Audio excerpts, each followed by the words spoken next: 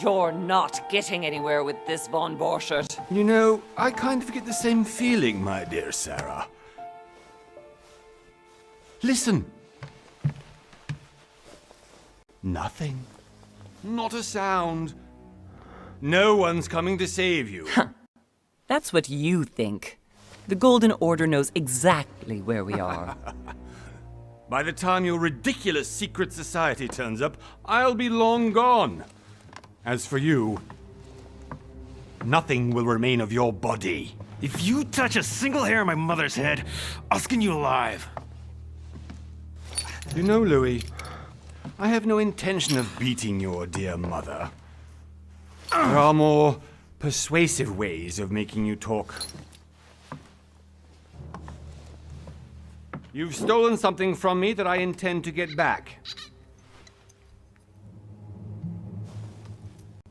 Where have you hidden it? Von Borchert, you can't sell that book on the black market anymore. This is finished. We know you're planning on selling at one of Lord Mortimer's parties. All right? Just tell us who the buyer is and we can make a deal. You've no idea of the trouble you've gotten yourselves into.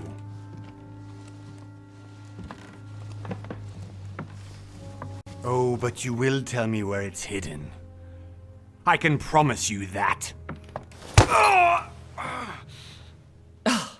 Stop annoying our host, Louis.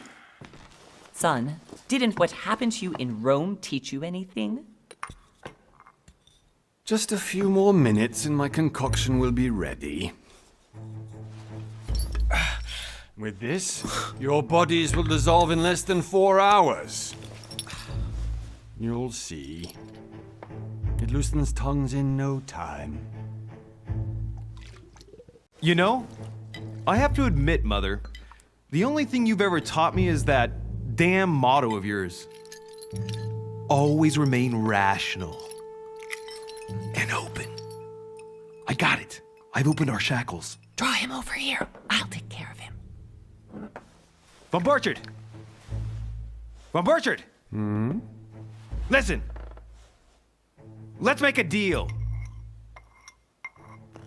I'll tell you where the book is if you let my mother go free. Oh, what are you playing at? Don't worry, Mother. You want to play the hero. Pity you're not in any position to do so. For the last time. Where is Al-Azif? Let me do this. Trust me.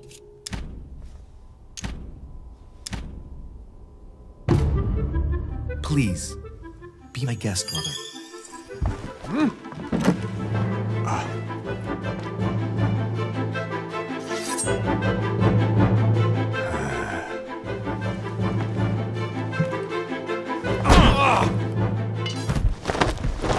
Well done, Louis. You reacted perfectly. How do you feel, Mother? Couldn't be better. He's alive, so I can question him after we get back. Pity he's just a middleman.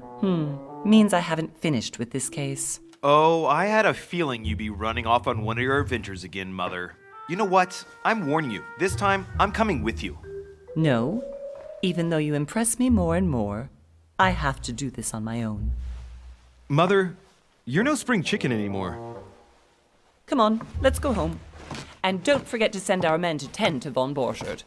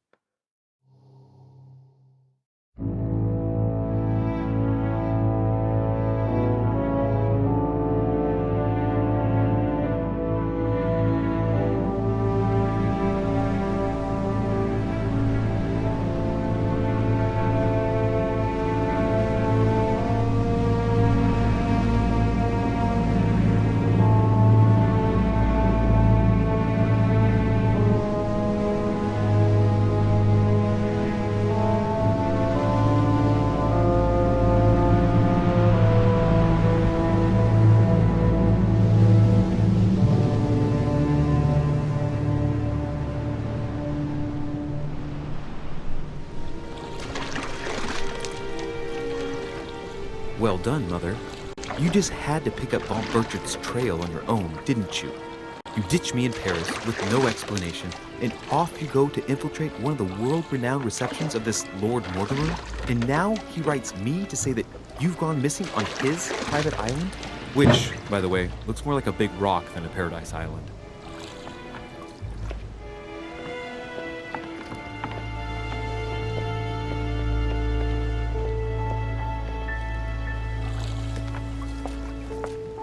The least he could do is explain to me how he managed to lose you. In any case, it is time for you to stop all this, Mother.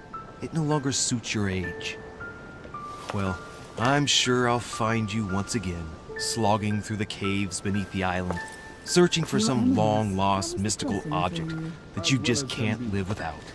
I'm already hating this trip, and all I've done is think Contrary about to it. what one may be able to imagine, it was not the host himself who invited me. Well now, Duchess, we find ourselves both invited by Sir Hall. Well, how very amusing. Perhaps we have some common interests, Your Eminence. Is this your first time at one of Lord Mortimer's legendary parties? Oh no, we have been friends since long ago. But as I'm doing some business with Sir Hall, the invitation came from him. Well, I simply can't wait for all the festivities to begin. And you, good sir, what brings you here?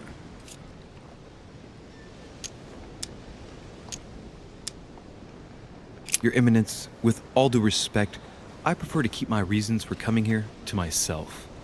I promise, it has nothing to do with the legendary party that you all appear to be preparing for. Believe what you will, my son. However, everything is related to the legendary parties organized by our host. Yeah, I'll be the judge of that, Cardinal. Anyway, consider yourself fortunate, young man, because there are many who dream of simply one day setting foot on this island, and only a very few ever make it. Indeed, I imagine this must be your first time here.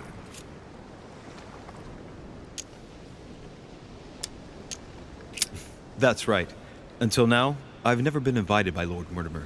You'll see. You won't soon forget it. Given what I've seen so far, I wish I'd been passed over. Come, Duchess.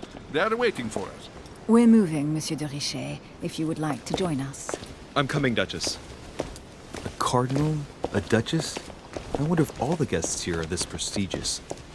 If I'd known, I would have gone for a better suit.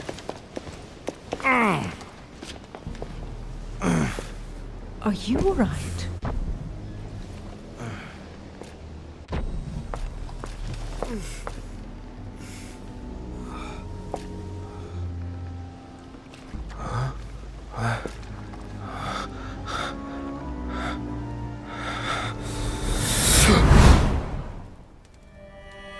Mother? Oh shit, your hand! So, Okay, it's done. did you put it in a safe place? Yes. I made sure no one was following me. Don't worry, Sarah, no one's going to find it. Are you absolutely sure? Yes, I'm sure. Right. Just one thing left to do. No, Mother, no, don't! What? Have you lost your mind? There's no other way. If you kill me, you won't find it. That is the point, my dear. No one must ever put their hands on it again. No. But I trusted you. No, Sarah. Don't. No. No! You can run if you want to, Sarah, but you will pay when you're done.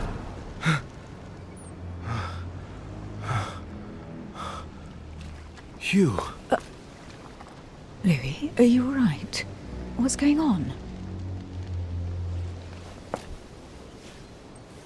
Here, take this. I'm sorry. Keep it. Are you better? I'm fine. Don't worry. It's getting late. Why don't you go on ahead and I'll catch up with you, okay? Are you sure? Yes! I'm sorry. I'm sure, yes. Fine.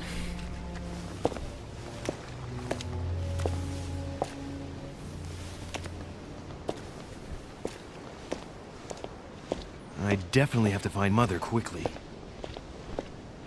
Am I going crazy or what? This can't be real. The Duchess arrived with me. What's happening to me, for God's sake?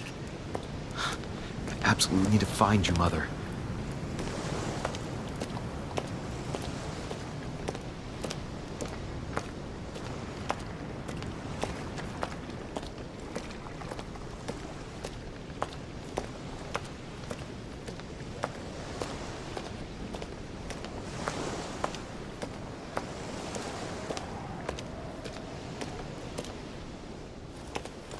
Louis, during the trip, I had something I wanted to ask you, but we didn't happen to run into each other. Yes, Duchess? I'm not sure if you remember, but we've met before. At that time, you were of two minds as to your choice of career. Tell me, what have you been up to since?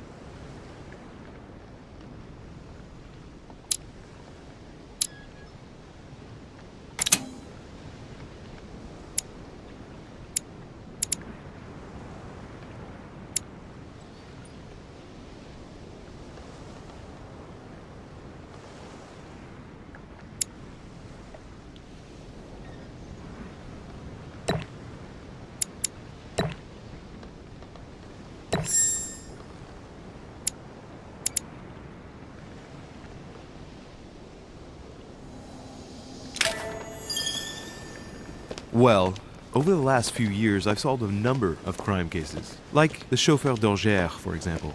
Thieves that tortured their victims with burning embers. Charming. How did you catch them? I told the most cowardly one that the others had given him up. Ah, and I wager your thief suddenly started to talk. You wouldn't believe it. He told us everything. The jobs, the stashes, the names of his partners. Couldn't shut him up.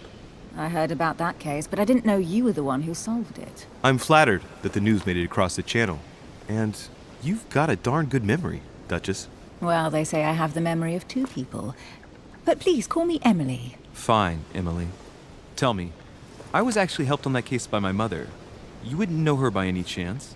Wait, Louis. We've already met. You do remember me, don't you?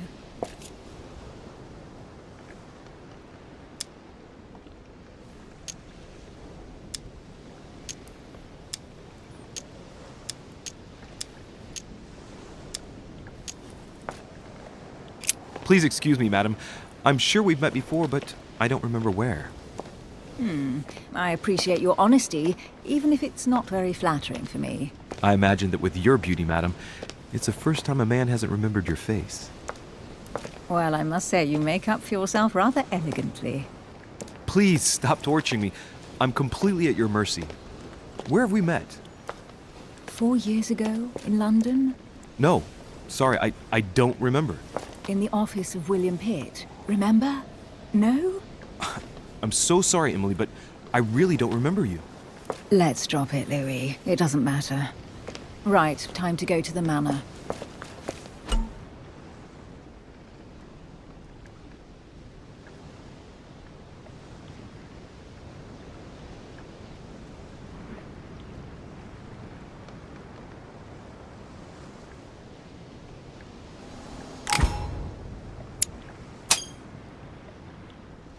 I ask her a question, she answers with another. Is she playing with me?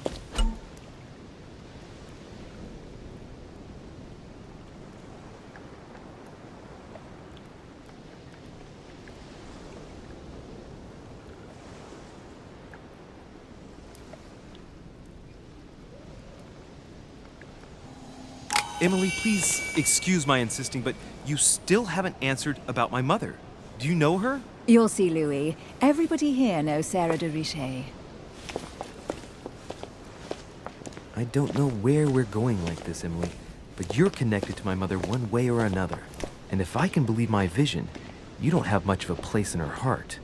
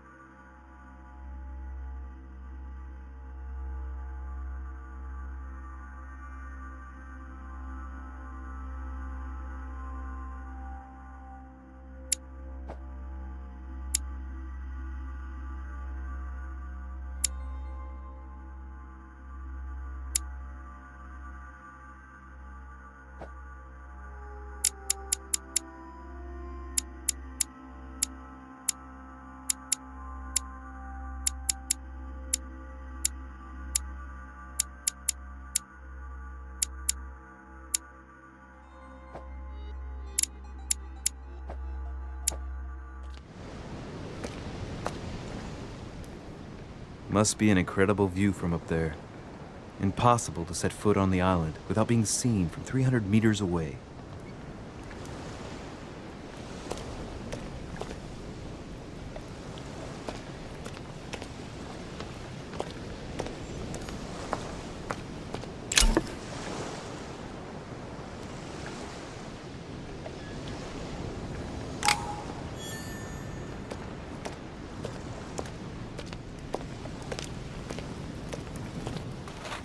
Good evening, sir. May I ask your name, please? Louis de Richet. Monsieur de Richet. Delighted to welcome you among us, sir.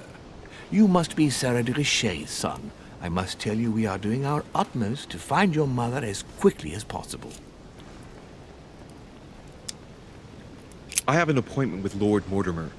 Would you be so kind as to lead me to him? Unfortunately, sir, I cannot. I don't know exactly where my master is. But rest assured, sir, everyone is waiting for you at the manor. Sir Holm insists on welcoming you in person. Since your mother went missing, everyone has been concerned about finding her. Who is Sir Holm? A close friend of Lord Mortimer's. Please, rest assured, sir, it won't take us long to find your revered mother. Indeed, we are searching the quays again because lights were seen at the wharf just last night. Where we are now? Indeed, sir. According to our information, lights were seen in the middle of the night, sir. After verification, none of the guests seem to have left the manor last night. We think that perhaps Sir's mother was here.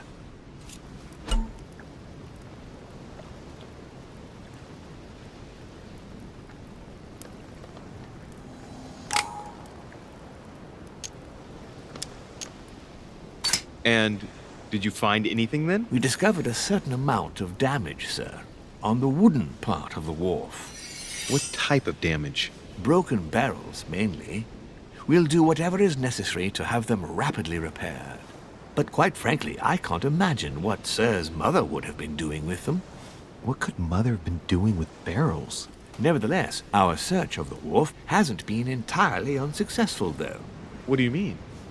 We seem to have found an object that would appear to belong to Sir's mother. A handkerchief.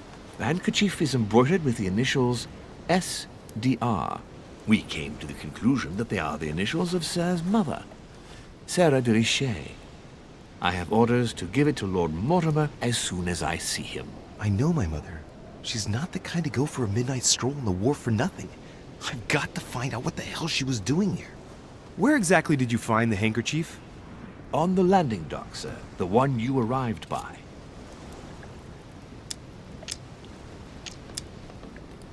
Give me the handkerchief.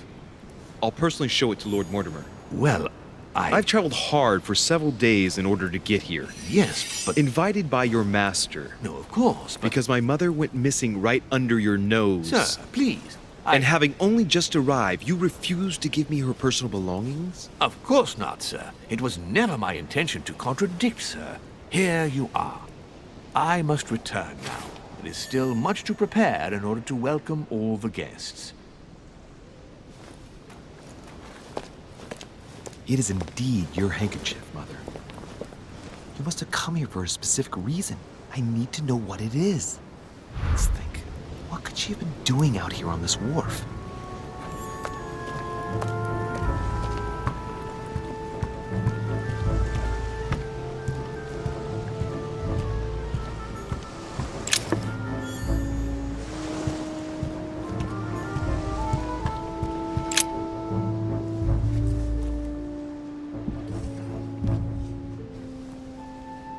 Hey, there's something not right about this floorboard. It's different from the rest. Somebody replaced it recently, but looks like it's fixed pretty solidly in place. It's going to be tough to rip it out of here.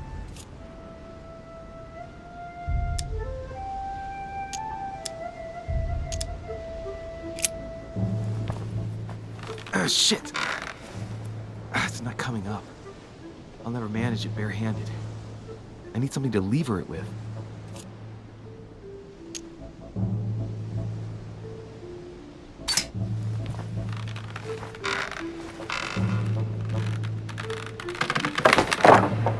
There we go. Let's see what's hidden inside. There's a book and also a bag. The Mysterium Cosmographicum. I know that book well. Mother used to read passages from it to me all the time. And judging from what I can see, it's the same one as hers. For crying out loud, what's happened to you, Mother?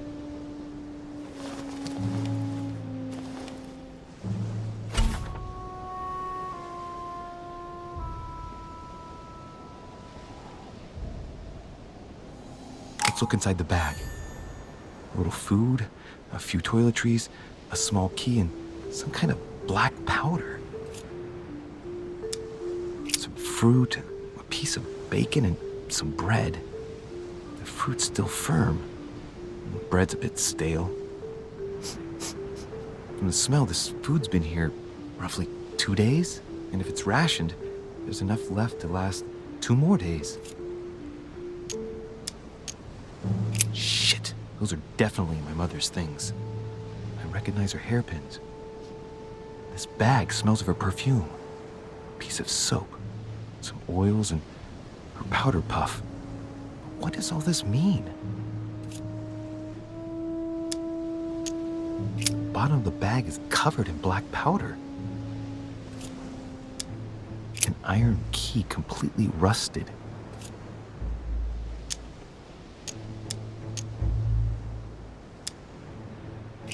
You never know. It might be useful. I hope Mother wasn't counting on it.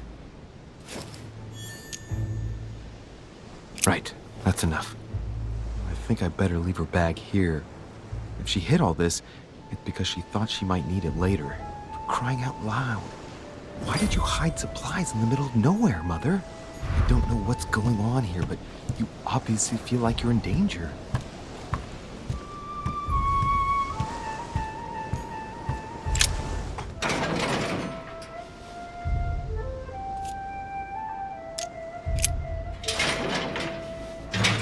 Locked.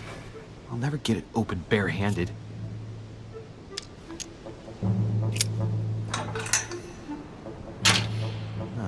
There we are.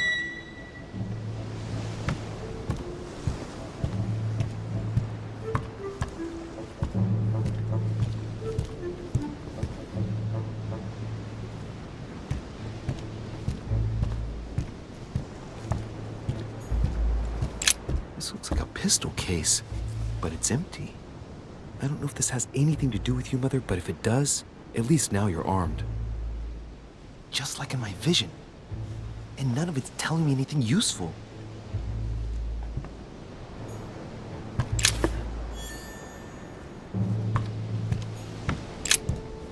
This wharf is used as storage for a lot of barrels. Uh-huh. What have we here? It's cannon powder.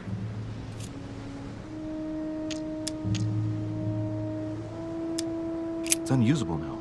I don't know what the person who left this barrel like this had in mind, but it's a waste. Apparently, someone on this island has gone through a whole lot of trouble.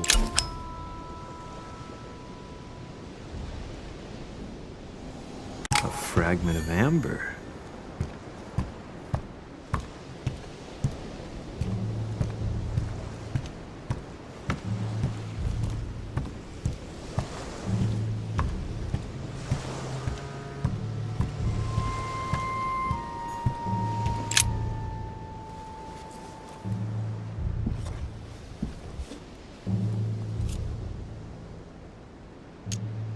Right, that's enough.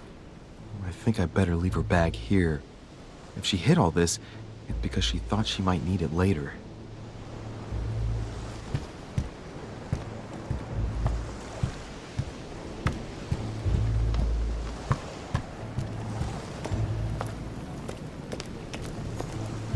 Looks like the barrel's been broken for quite some time.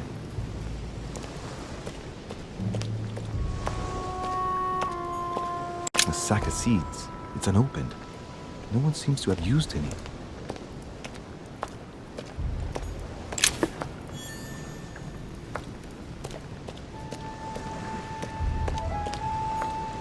Some rope. Apparently no one's touched it for a good long time. A lantern. Nothing special.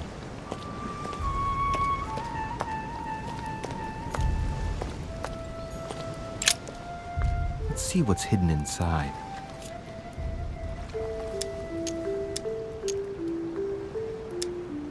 Let's look.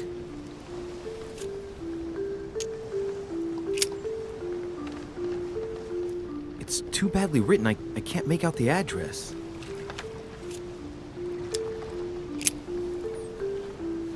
The address is 50 Bedford Square, London.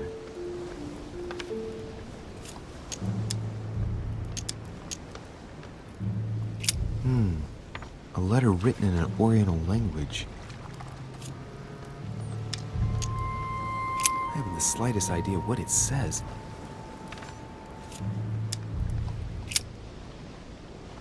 The addressee's in Sao Paulo, Brazil. That reminds me, it's about time the order sent some envoys there.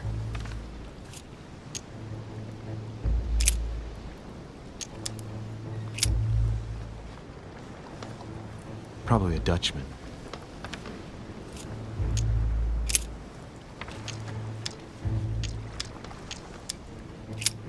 Nope. Doesn't ring a bell. An address in Cairo, Egypt. Mortimer communicates with the whole world, apparently.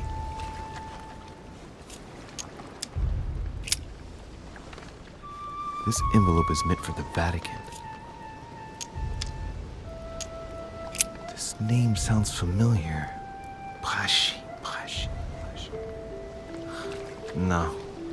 Can't seem to place it.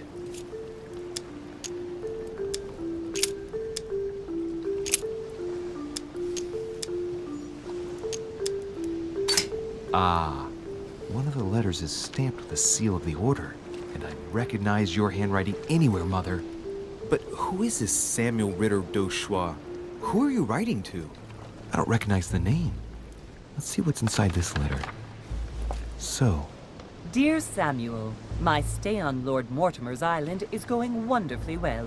As I find myself in such charming company, I plan to stay a few more weeks. Would you be so kind as to send me a gift that I'd like to give to our old friend Manuel Godoy? I would be most grateful. I have been told that he's going to join us here soon. I would like to mark the occasion. Thank you in advance. Yours devotedly, Sarah Faustine de Richet. what is your game here, Mother? Secrets, always more secrets. You never talk to anyone using language like this. Something's going on here. Who is this Samuel Ritter? And for crying out loud, who is this Manuel Godoy that you keep bringing up? Think. Godoy. Manuel Godoy. Why does that name sound so familiar? I'm guessing he's a man of some importance. Spanish, I'd say. But just can't put a face to him. Well, hope we meet to talk about it soon, Mother. I don't know what you've gotten yourself into this time, but I'll bet you've got a lot to tell me. So, let's go through this. My mother's been hiding pieces of bread between the rotten boards of a wharf in the middle of the night. That's not normal. And if that weren't enough, looks now like she's armed. Meanwhile, she also takes the time to send out letters, reassuring whoever might be interested that she's having a fabulous time here. So odd. So very odd. And that's not even all I've noticed. But maybe I ought to move on to the manor now. They'll be waiting for me. At least I hope so.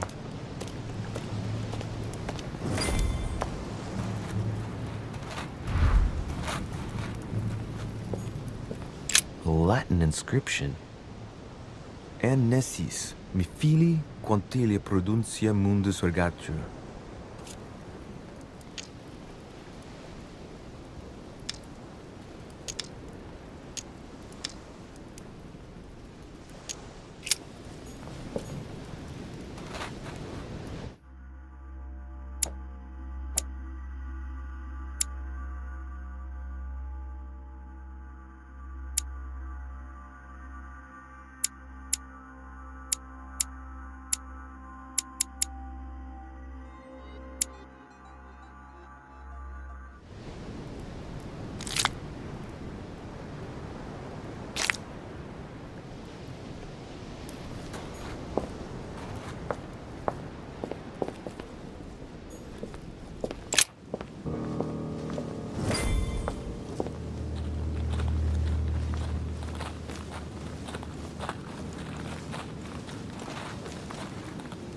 How did Mortimer manage to build his manor at the top of a rocky outcrop?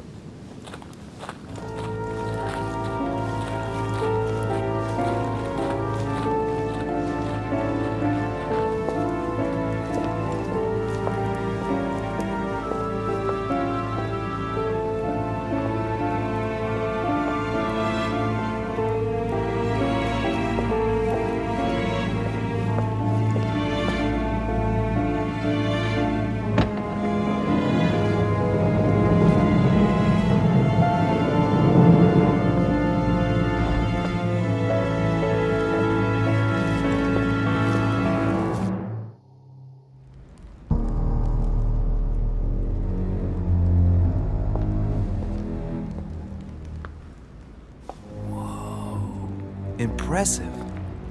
Ah, my son. I was looking for you.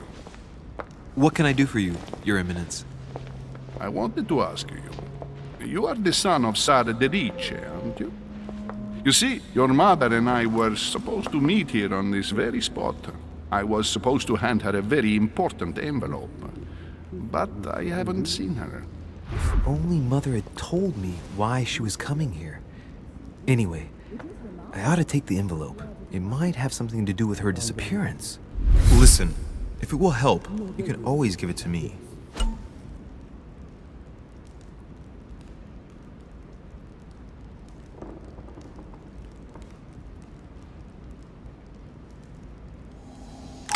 Thank you, my son. I'll bear that in mind. I'd rather deal with her directly. Don't take it personally.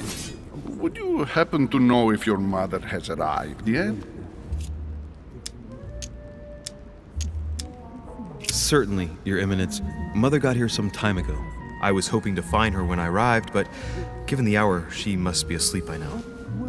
Right. I shall see her tomorrow, then. By the way, Your Eminence, I wasn't aware you knew my mother. Ah, if you only knew, my son. I hold your mother in the highest regard. She has rendered great service to the church, and her help is invaluable. I hope that you will follow in her footsteps. If only she had told me where she was headed. Nonetheless, our exchanges have always been discreet, and I should like them to remain as such. If your mother wishes to speak to you about us one day, I will not mind if she does so. That is very commendable. But since we work together on a daily basis, it's surely just an oversight. Most certainly. You said you work together. What do you do exactly?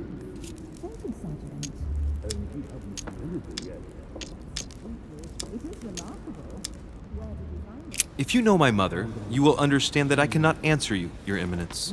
I'm sorry, but... Do not worry, my son. I perfectly understand, and I expected nothing less from you. Discretion and secrecy are both pillars of the organizations for which we work. You are the worthy son of Sarah. All the same, it bothers me to see you in a quandary, Your Eminence. Is there any other solution? Look, if it's of any help, you can always leave your envelope with me, and I'll give it to her as soon as I see her. I hesitate. Up till now, we have always dealt with her in person, and that has always been successful. Do you think I should give it to you?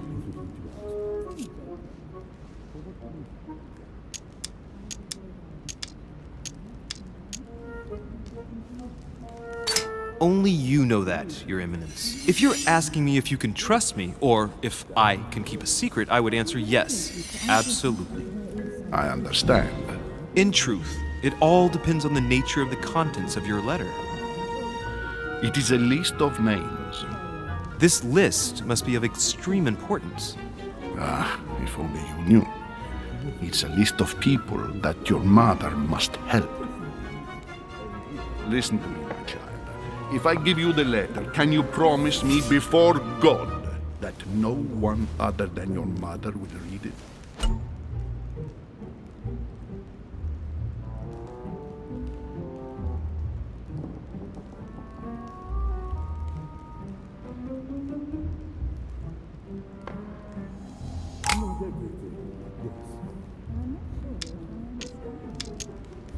I swear by the Almighty God to honor the promise that no one but my mother shall cast her gaze upon your letter.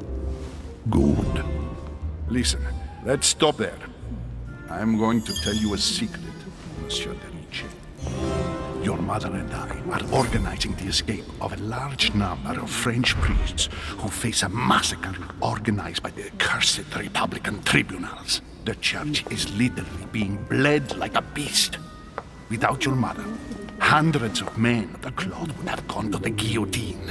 She has made the services of your order available to us by organizing the priests' safe passage across the borders. Even if she does not share all our convictions, she always provided assistance. Young man, you can be proud to be her son. Be it only for her sake. Always respect your name. Here, the letter I spoke of. It includes a list of about 15 names ready for departure. Be quick. Remember to tell Sarah when you see her that time is short. Well played. I'll decide later when I'm alone whether to look at what it contains.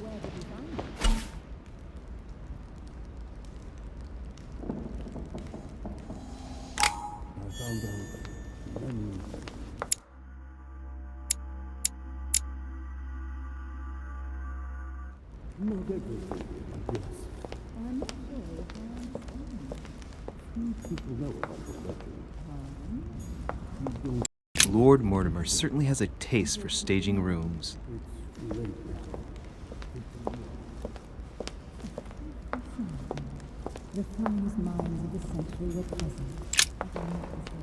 Lives of the Noble Greeks and Romans by Plutarch, a biography of the great men.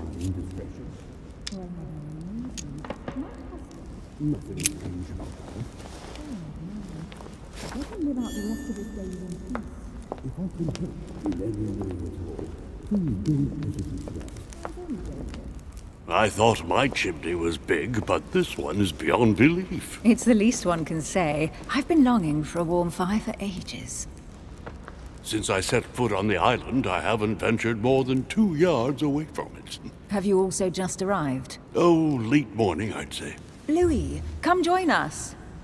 Monsieur, may I introduce you to Monseigneur His Eminence, Cardinal Piaggi. He joins us straight from Rome. Oh, just call me Your Eminence. It's simpler. George Washington, President of the United States of America. Delighted at last to make your acquaintance, Mr. President. Pleased to meet you, Mr. President. Louis de Richet. It is an honor to meet you. Young man, let's keep it simple, please. let us forget our fancy titles. Nice to meet you, Louis. I should imagine you never thought you'd be in such company. I must admit that I didn't.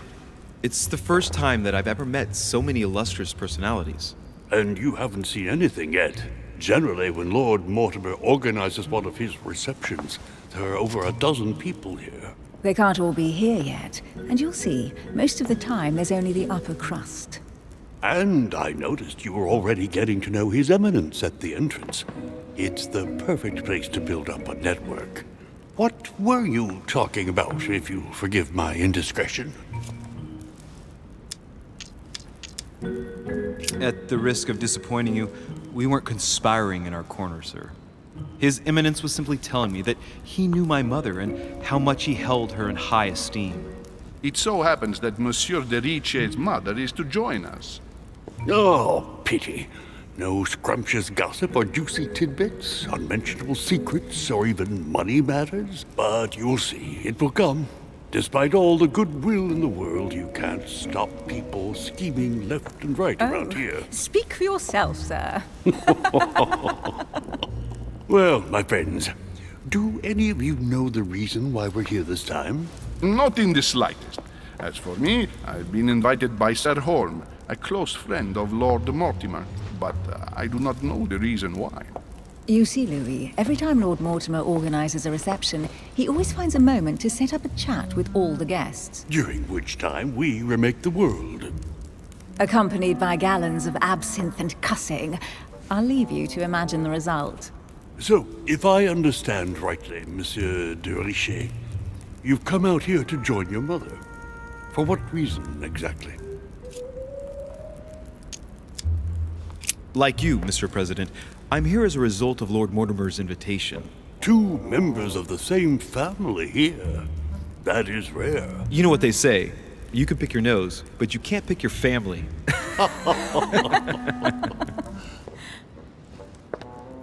Seriously, though, I know your mother well. Stay behind with me afterwards, and we'll take a moment to speak about her.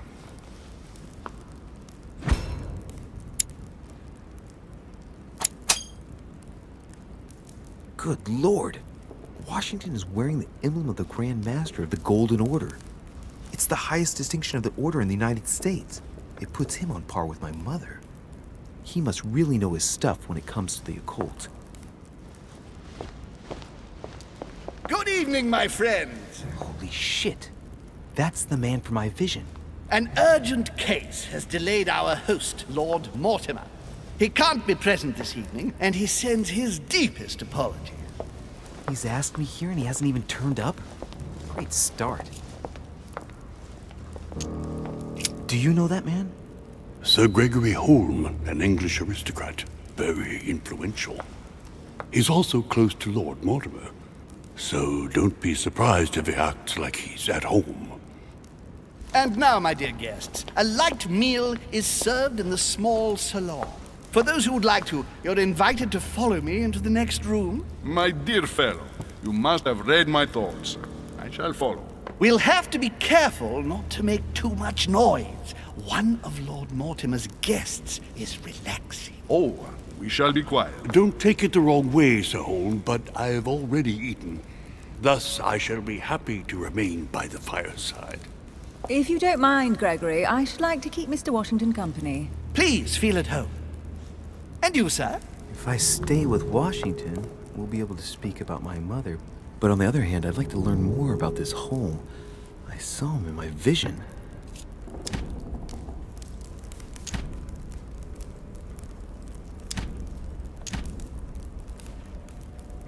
My vision is more important. Let's follow Holm. I'll follow you, sir. Mr. Washington, I hope to speak with you at greater length on another occasion. Emily, please excuse me, but I would like to speak to Sir Holm. I shall see you later.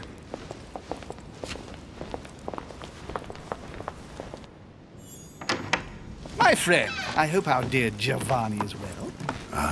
The troubles in France have fatigued him, but he will recover slowly. Do not fear. He apologizes for remaining in Rome. The voyage was too much for him. And right he was, too. The mildness of the Mediterranean, eh? Come, sit down and have something to eat, my friend. You look rather pale. Excuse me, sir. I have been neglecting my duty. I haven't introduced myself. Sir Gregory Home, an old friend of Lord Mortimer's. A real pleasure, sir. You who must be well used to the court of France. How do you find this peaceful little haven? Charming if I hadn't come here for disturbing reasons. Yes, I heard the news. What a story. Indeed. I wanted to ask you.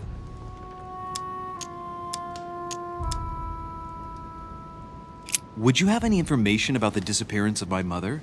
Very little, I'm afraid, my young friend. Your mother came at the invitation of Lord Mortimer. Then, one fine day, we couldn't find her anywhere. That's it? As I said, I don't know very much. Lord Mortimer had the entire area searched immediately. We found no clue as to her disappearance. But I am convinced that as soon as Lord Mortimer becomes available, he will explain the situation. Thank you for your answers, Sir Home. But I beg your pardon. I get the impression I know you. Have we met? Except in my dreams, of course. Not that I remember, young man. Perhaps you are mistaking me for another member of the Chamber of Lords. What with the wig and the powder, it wouldn't be the first time. No, you were definitely the one I saw threatening my mother. I thought... Never mind. It'll come back to me. Would you allow me one last question, sir? I don't want to take up all your time. Please, go ahead. What do you want to know?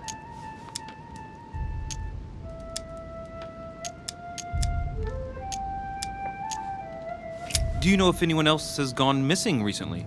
Not at all, sir. It's as if Sarah has purely and simply vanished into thin air. That's right. Just take me for an idiot, why don't you?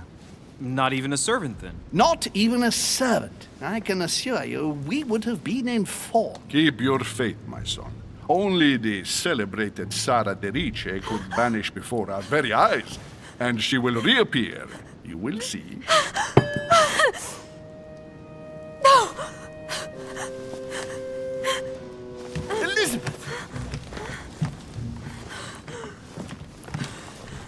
I should have insisted that you rest in your room. Do you want me to call someone? Let me handle this. I'm used to this kind of thing. Miss, can you hear me? Leave me. Her breathing is becoming stable and... her heart rate, too. Pale complexion, thin, broken nails, an enormous scar on her temple, tattoos on her hands. I don't know what happened to you, Missy, but it looks like you've been through hell. Can you tell me something about her? Who is this young lady? Elizabeth Adams. She's come to the island for a course of treatment, to rest. For a course of treatment? That's right. The air can do wonders. Are you all right, Elizabeth? Do you feel any better? When did she arrive? 4 days ago. Okay. My mother had already gone missing.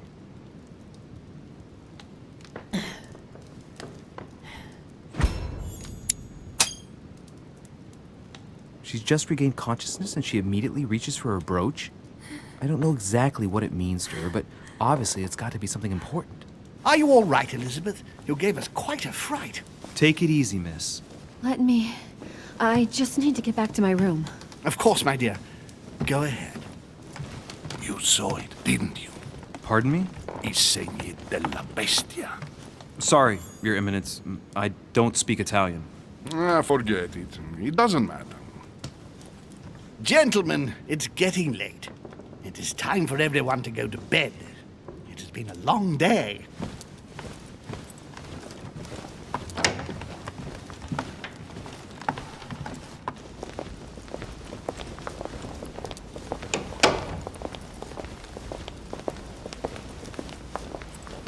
It's all the more delicate. I'll see what I can do, but the case I'm on at the moment might well leave me with very few opportunities.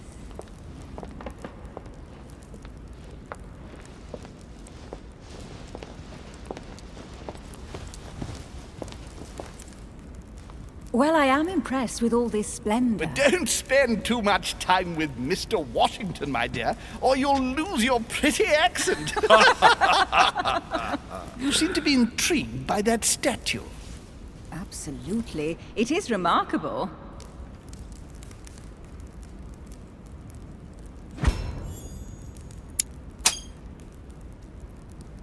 Oh, it's naughty to tell lies. Bet my life that you were talking about something totally different from the decoration of the manor. But to find out what, I should have stayed with them. Too bad.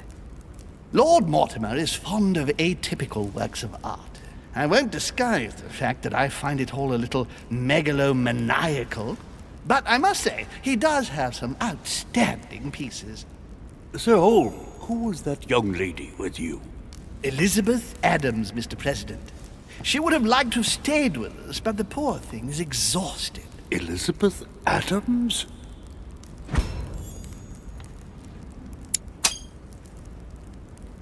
Just mentioning Elizabeth totally changed Washington's attitude. Looks like he just saw a ghost. Miss Adams is here to rest.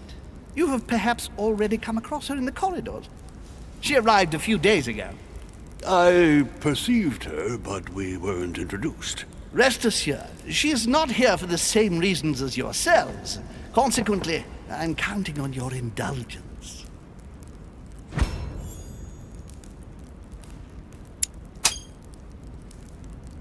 Washington looks surprised, but Holmes doesn't seem to see it. I wonder if he's being polite or if he really doesn't see his discomfort. On that note, it's very late. You must be exhausted. The servant will accompany you to your rooms.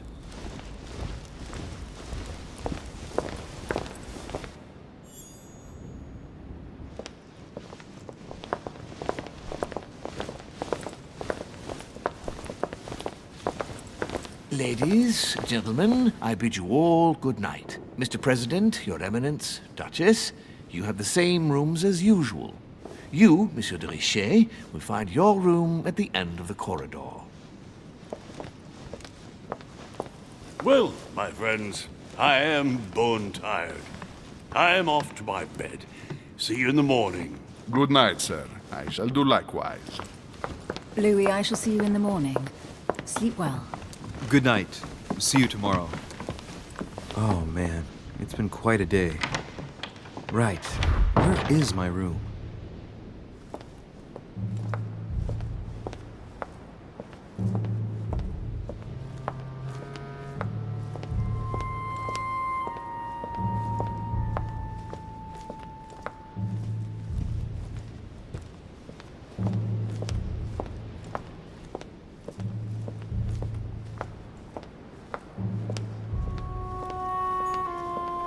A Byzant from the Byzantine Empire, a coin often used during the St. Louis era.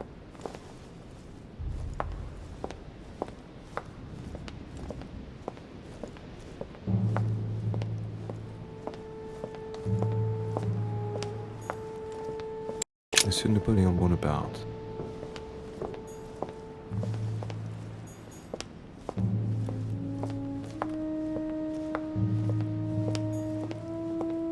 Monsieur Jacques Perru.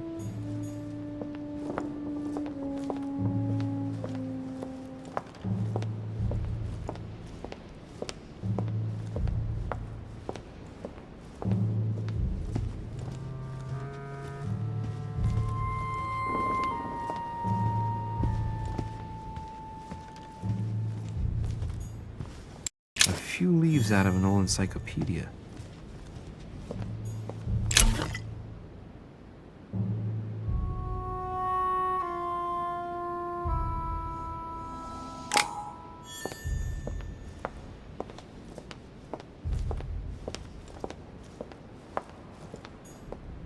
Decorum guide.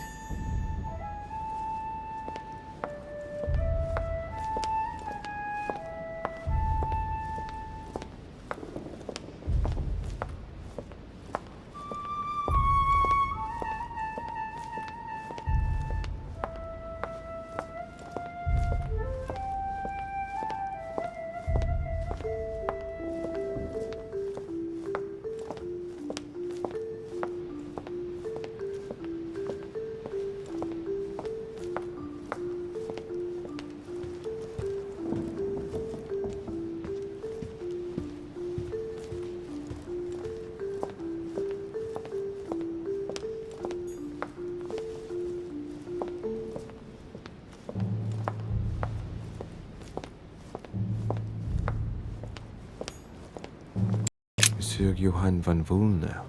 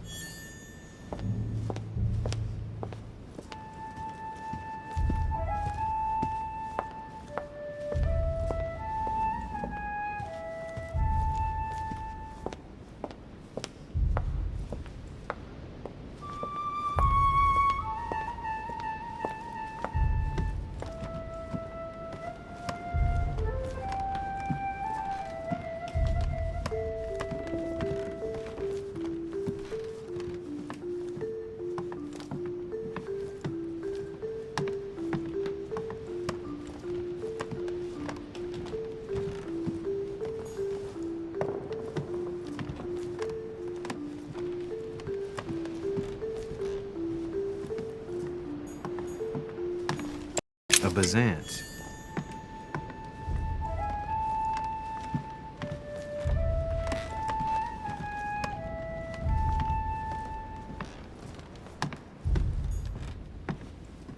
President George Washington.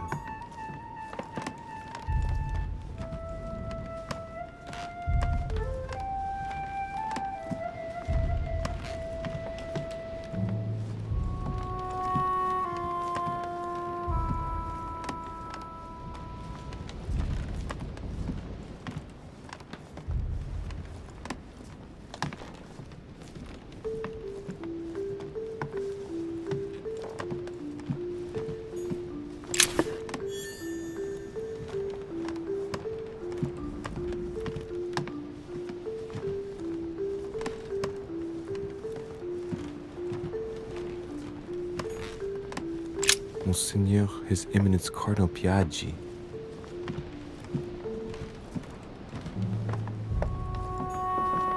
Huh, that's me.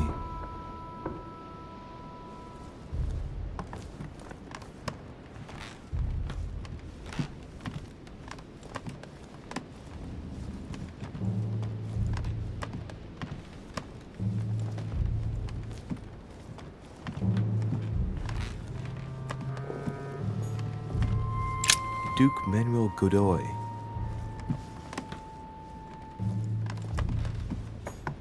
A pound.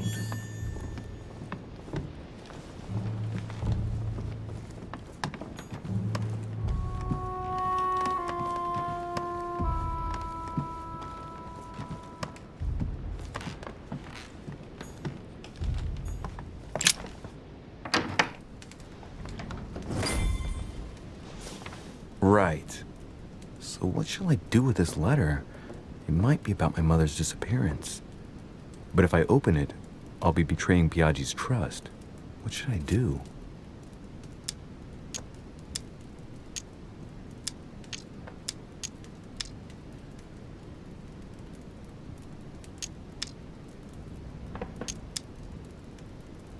Damn.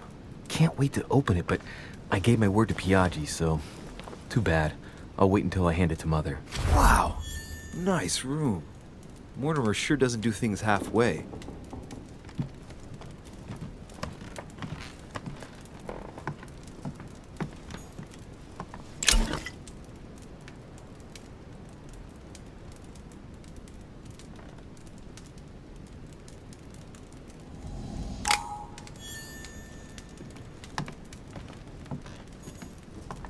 Saint Jerome and the Angel. Yet again, art with political undertones with an image of a saint hearing voices. Saturn devouring his son. Again? I saw the same theme in the hall. I wouldn't like to be his son. Saint Francis of Assisi in ecstasy, before superior voices. It always amuses me to see how art gets used for propaganda purposes. The conversion of St. Paul, by Caravaggio. It's incredible. It doesn't look like a copy, but I was sure the original was in Rome.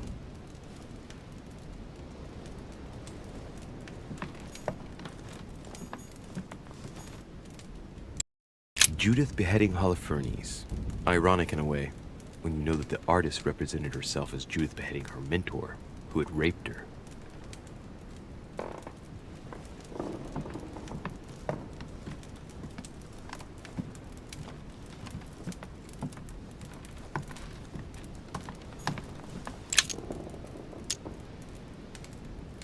Amber crystals.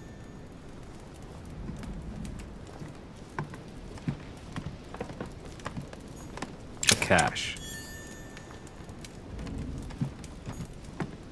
Inferno by Dante. Abandon hope, all ye who enter here. Lovely lectures Mortimer's giving to his guests. Very jolly.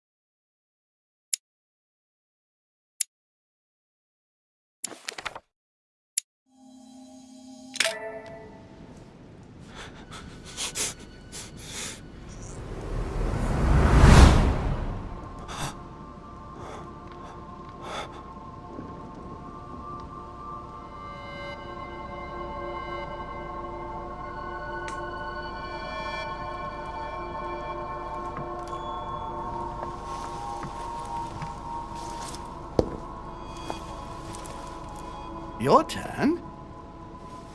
The servants are not very efficient. De Richet can't be far away. They'll find her soon. Their search time is restricted, given that they must keep an eye on Adams. I can take care of her, you know. Yes. Well, in any case, I do thank you for bringing her to the island. From what I've understood, the search of de Richet's room hasn't turned up any results. Not yet, no. But we've put her son in there. Perhaps he'll find something. That might come in handy. Louis grows impatient at not yet having met the famous Lord Mortimer. He will meet him tomorrow.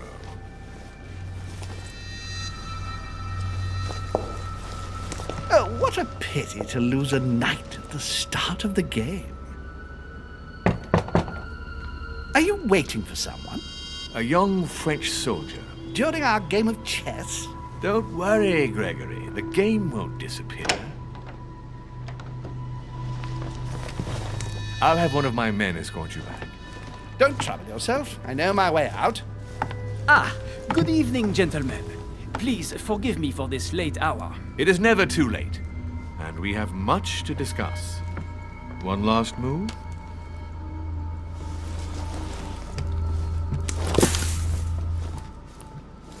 Don't worry. Our games always seem to end like this. Or always start like this. Come, take a seat, my friend.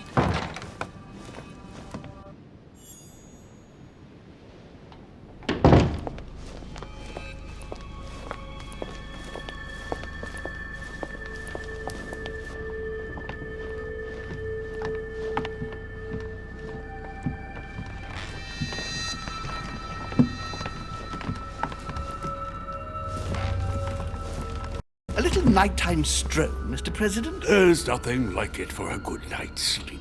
Do not hesitate to ask a servant to show you back. The corridors seem quite safe. Peppermint, lime flower, and valerian. My miracle remedy when one can't get to sleep. A very good night to you, Mr. President. Thank you. And to you too, sir.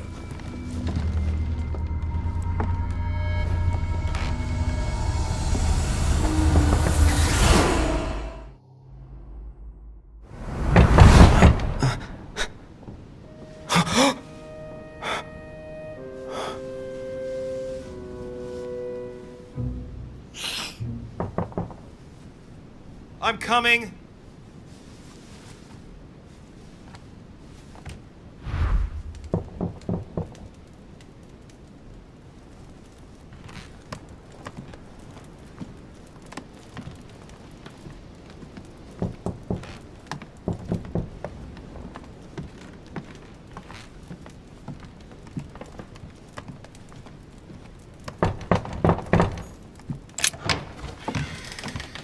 Excuse me. Am I bothering you? No, not in the least. Is something wrong? I'm going to need your help. Do you remember the young lady we spoke of in the hall? I bumped into her in the small salon before. Well, she is the daughter of my friend, the Vice President, John Adams. But she is supposed to be dead. Yeah, that's bizarre. Fair enough. Good heavens! I was present at her funeral. It is disturbing indeed. Yes. I need to make sure it's her. That's where you come in. I want you to distract Elizabeth while I search her room. And perhaps get my hands on some important information. At least I hope so. Elizabeth is in the small salon. If you hurry, you can still catch her. I just need 10 minutes. But if my vision is true, there are two men nearby discussing very important issues, and one of them looks much like Mortimer. Washington is very kind, but I came to this island for my mother, not for his ghost stories.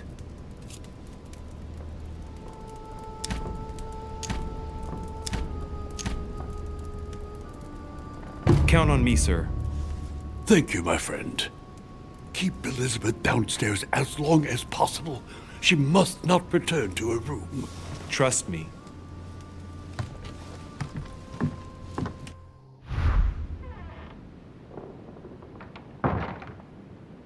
According to Washington, Lady Adams is in the small salon.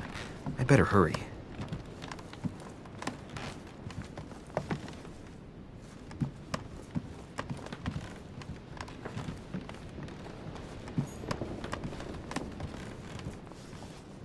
Louis, you're straying from your objective.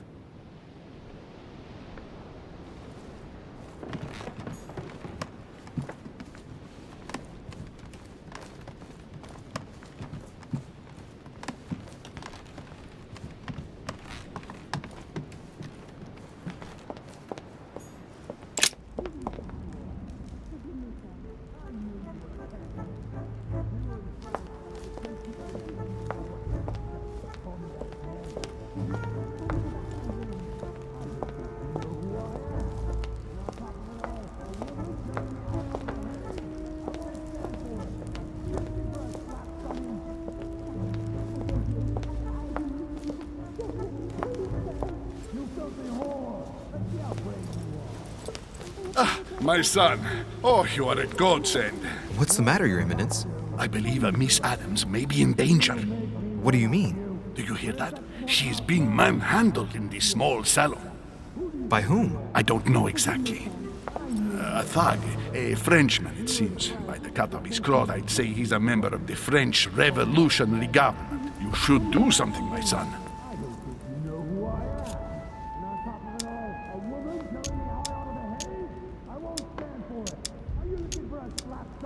Shit. I was supposed to make sure Adams wouldn't go back to her room. Don't worry, Your Eminence. I'll take care of it. Probably nothing to worry about. Do you want me to call for help? Please don't do anything. I'm sure with a little goodwill, everything will work out fine. Don't go and wake up the whole manor, please. Thank you, my son.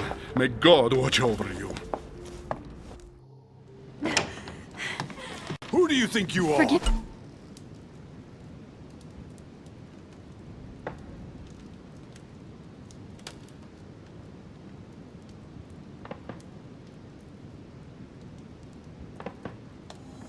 me, sir. If we were in France, I'd have sent you to the guillotine for what you just said. Please, just let me go back to my room. Hey, you! Stay out of it! This is none of your business. I'm gonna teach this little slut how to behave. What the hell's going on? Huh? I don't think you know who I am. Stop. I beg you. I didn't mean to. Don't hit me, please, sir. Shit. If I step in, Adams might just run back to her room. And if I do nothing, yes, Washington will have enough time to search, but this girl's gonna suffer. Damn it, what should I do?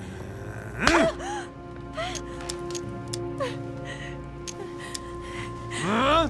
You filthy whore! I apologize. Have mercy. Please have mercy. No! I apologize. Nah, nah, nah. Mercy, have mercy. Nah, nah, nah. Where's that smart mouth now? I'll teach you a little respect. Huh?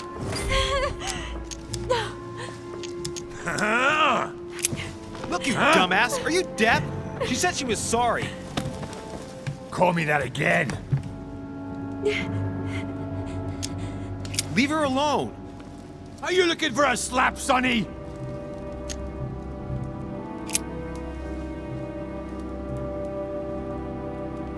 That's what I thought. Now get out! I have to deal with this dirty slut.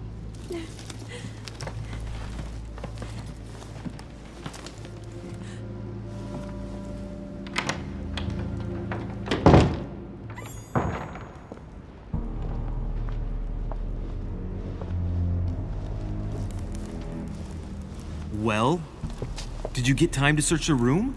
Yes, I found out many things. Good. Did Elizabeth give you any trouble? Elizabeth? No. Well, you could have mentioned she was with a raving maniac, huh? What do you mean? She was with a Frenchman. He was about to beat her when I arrived. What the devil are you talking about? I thought he was gonna kill the poor girl. Did you intervene? I did what was necessary to give you enough time to search her room. Good work, my friend. I knew that I could count on you. So tell me, did you find any information? Oh, yes. What I found is likely to upset you. What do you mean by that? Elizabeth is indeed the daughter of John Adams. Why pass her off as dead? I found her medical file. It appears that for many years, your mother was her personal doctor. From what I read, she behaved more like a butcher than a doctor. What are you talking about? But you're her friend. How can you call her a butcher? The entire medical file is annotated and signed in her own hand. Under what name? My mother uses at least 10 aliases when she's on a case. These documents are signed by Dr. Beth Mopa. An anagram of Baphomet, an occult figure your mother was fond of whenever she was on a mission and wished to avoid justifying her actions. That is perhaps a coincidence. I'd like it to be. Do you believe your mother capable of torturing a child? My mother would never do something like that. But she did. And with the blessing of the Order. No, she wouldn't go that far. Prove it. Show me that file. I left it in her room so as not to arouse suspicion. My mother is not a monster. I do not doubt that your mother meant well. But the techniques described in the file, it is pure torture. My mother has many faults, but she's not the cruel woman you describe. Believe what you will, but now you cannot say you were never told.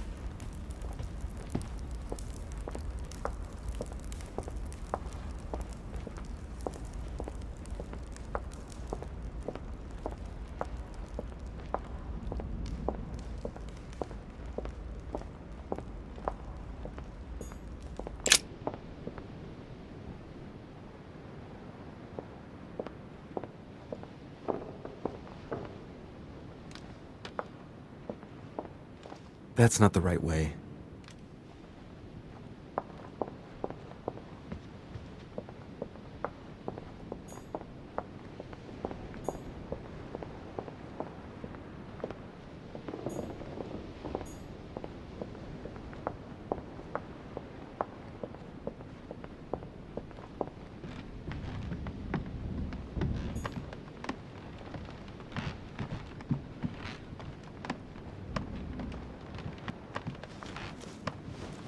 Your Eminence, what are you doing here? I was worried about you, my son. How did it go with Miss Adams?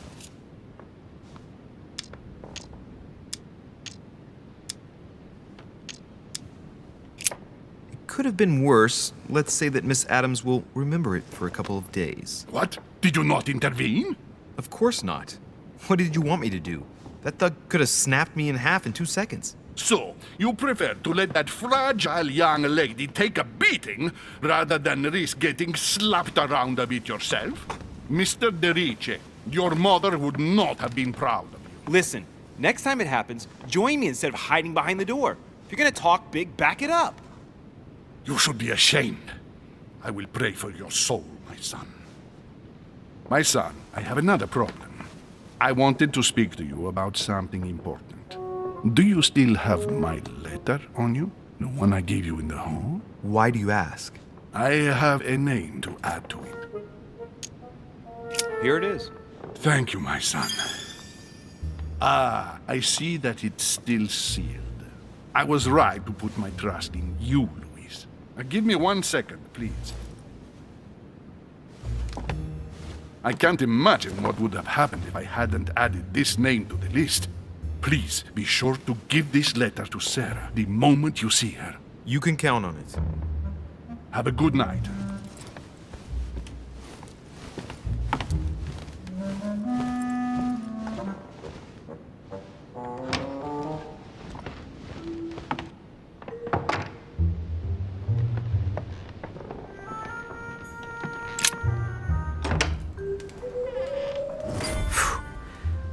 I'm exhausted. I better go to bed. I'll search my room tomorrow. If Mother stayed here right before me, you never know. And Mortimer had better show up.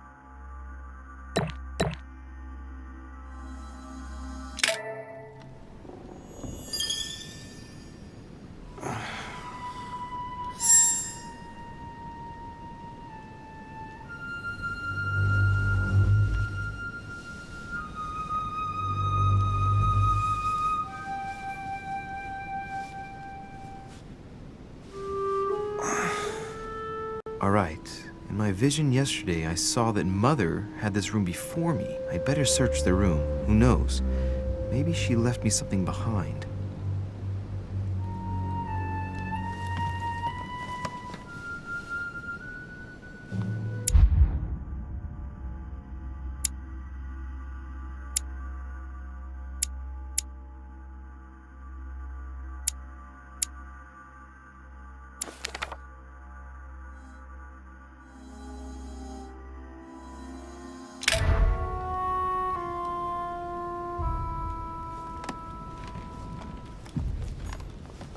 Honey, I couldn't have hoped for better. Nothing. The torture of Ixion, condemned by the gods to lose his mind because of his arrogance.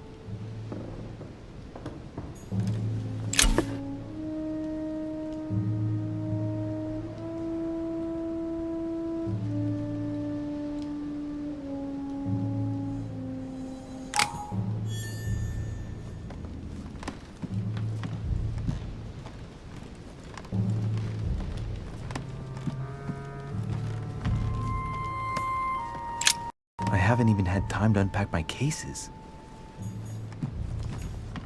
Dear Monsieur de Richet, please excuse me, but I am unable to join you at present. However, rest assured that we are doing all we can to resolve the case that concerns us. By the way, enclosed, you will find a key that will enable you to retrieve the personal effects your mother left behind. Yours faithfully, Lord William Mortimer.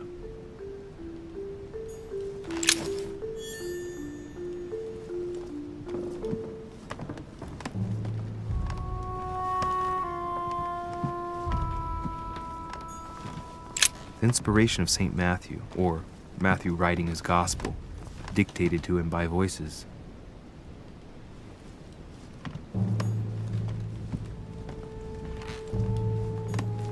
Last Judgment. Why do I always get the most terrifying room?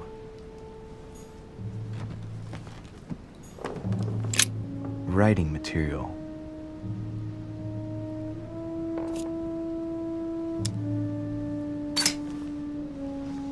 From what I see, no ink's ever been used on this quill. The smell reminds me of something. It smells like lemon. That's odd.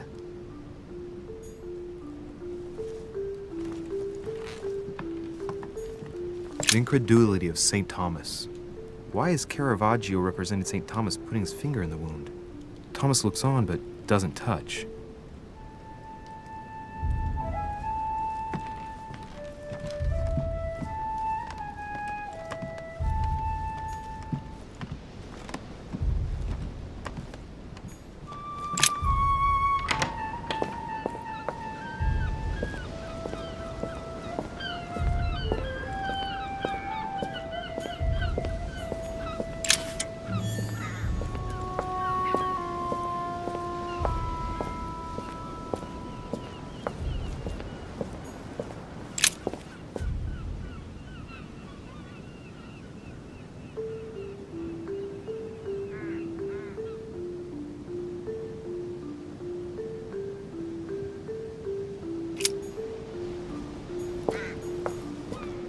Carmelite water.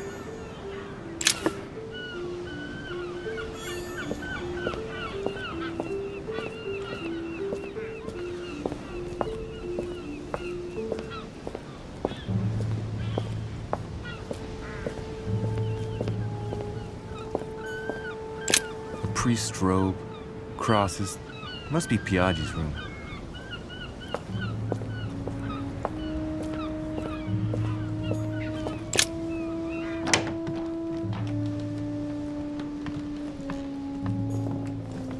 Look, markings on the floor. Just a bit worn out. I was hoping to find something leading to a secret passage. Oh, this bookcase is well stocked. Oh, this book has been put back the wrong way round.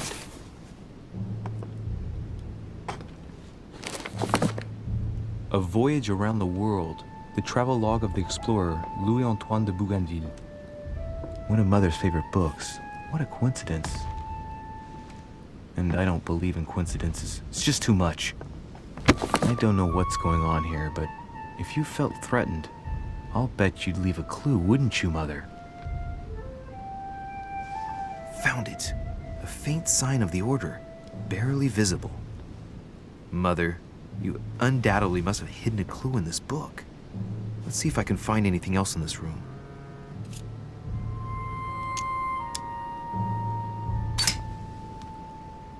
The paper's rougher around the writing. The paper's moist here. Very light stain, barely visible. And the smell reminds me of something. Come on, Louis, think. Think.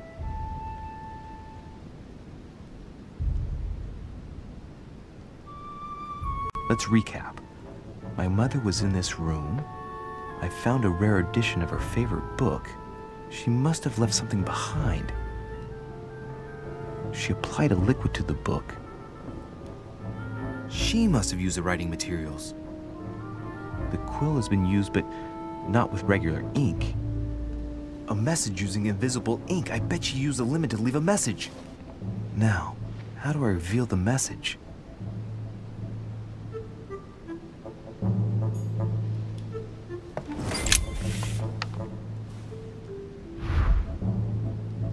The message is illegible. I have to keep searching.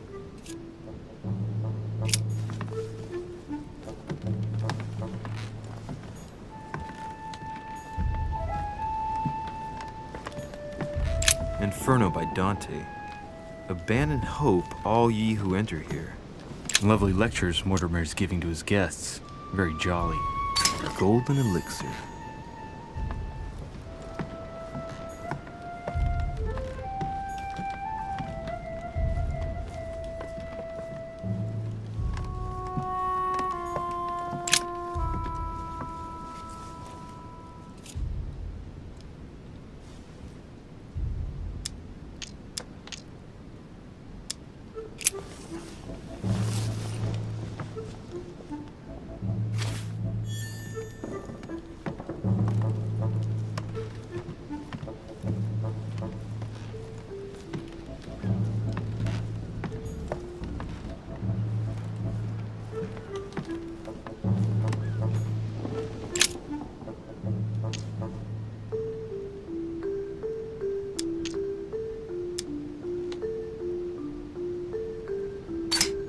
Ah, secret writing. Many people use this method for their secret correspondences. Light the flame and the ink appears.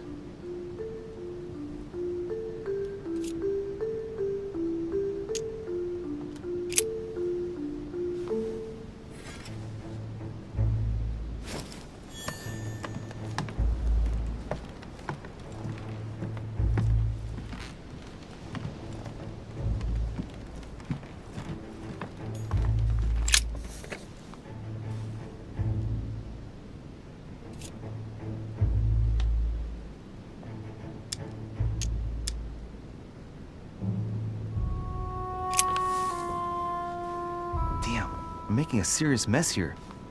It's no good. It might have worked if the writing had left marks in the paper, but no. There's only traces of lemon. Luckily, I've only put ash on part of the message. Aha! It's working! The heat reveals the message. Let's see what my mother wrote. Where all eyes size you up, you must pass by the Gorgon. Gorgon was the name of Medusa in Greek mythology. On the other hand, where all eyes size you up, I don't get it. And judging by the number of paintings in the manor, could be anywhere. Damn! The message continues, but thanks to me, the rest of the text is unreadable. Great. I hope it wasn't a unique edition or Mother's gonna kill me. Now I better hurry and find that damn Medusa. Sir, dinner is served in the red salon. Typical.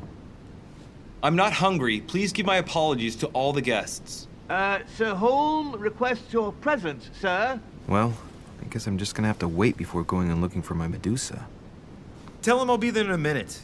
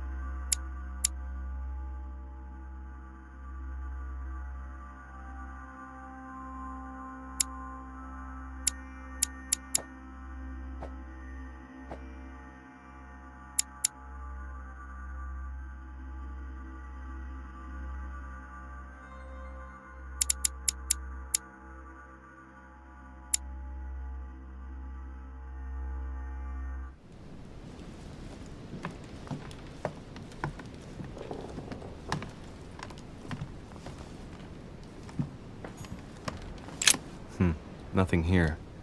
I wouldn't mind a nice, strong coffee, though.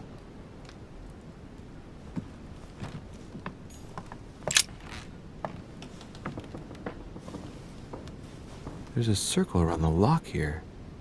Must be the trunk Mortimer was talking about. The key should open it.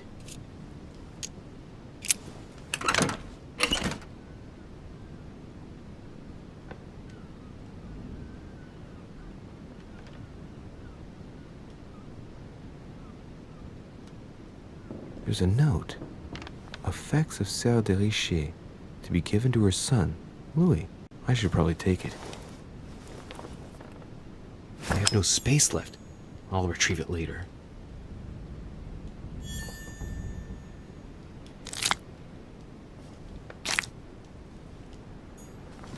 All right. I've retrieved everything.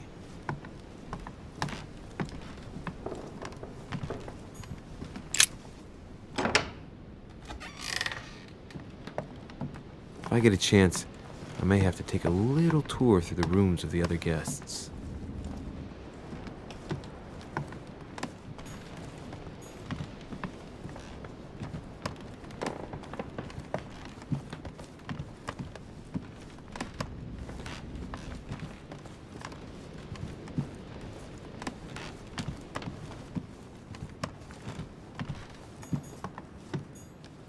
President George Washington. Let no one disturb me. I'm busy. Too bad. I'll see him later.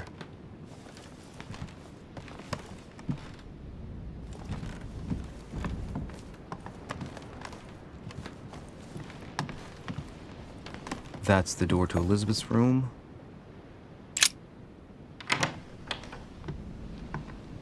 For God's sakes, what happened in here?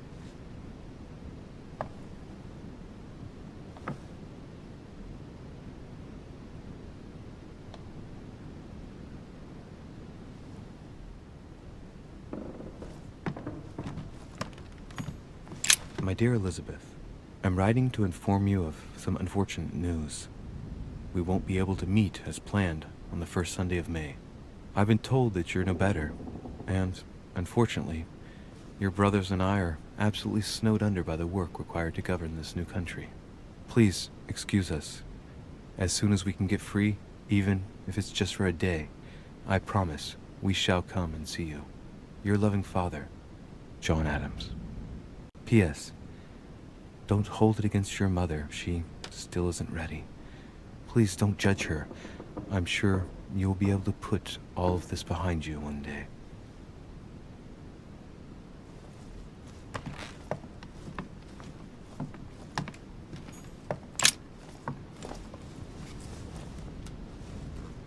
A chest with a half-circle pattern.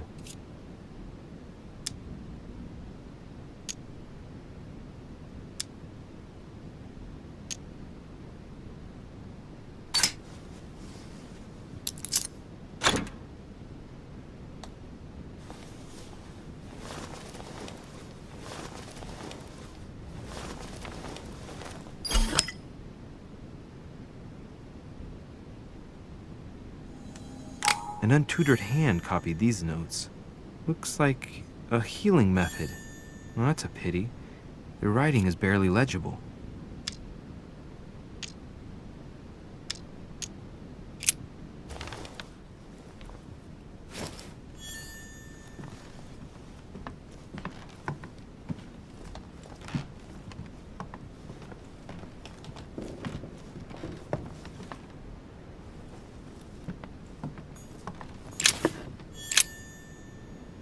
Looks like I found a box containing some kind of white crystals.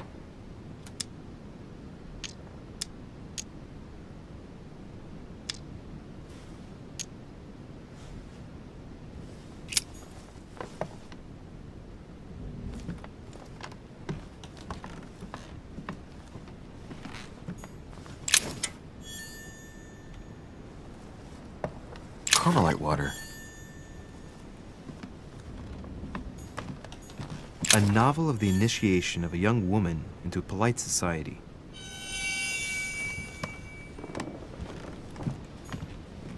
June 11th, 1791.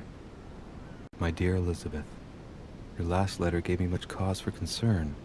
Your words were so cold, as if emotions no longer matter to you. Father maintains that the secondary effects of your treatment still trouble you, but that they will soon subside. Should I believe him? I cling to the belief that we shall soon see each other again, at long last. Write soon. Your loving sister, Abigail. P.S. Don't forget to tell me what present you want.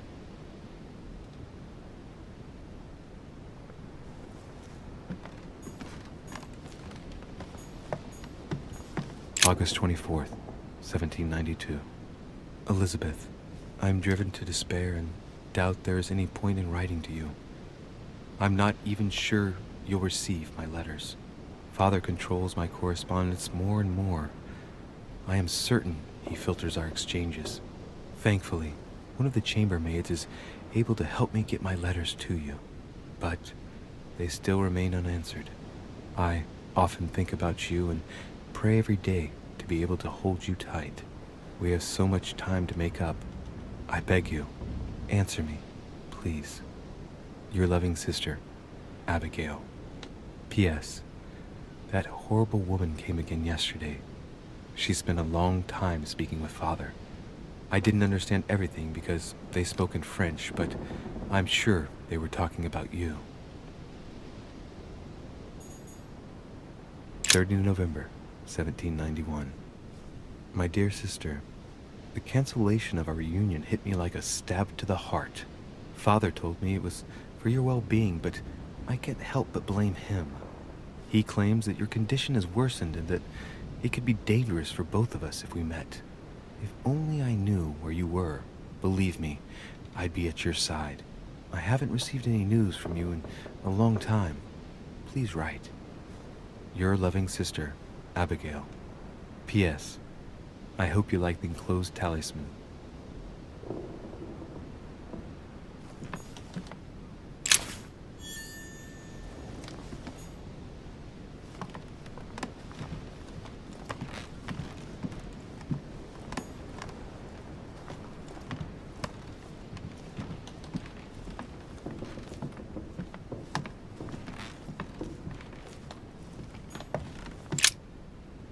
Looks like I found a box containing some kind of white crystals.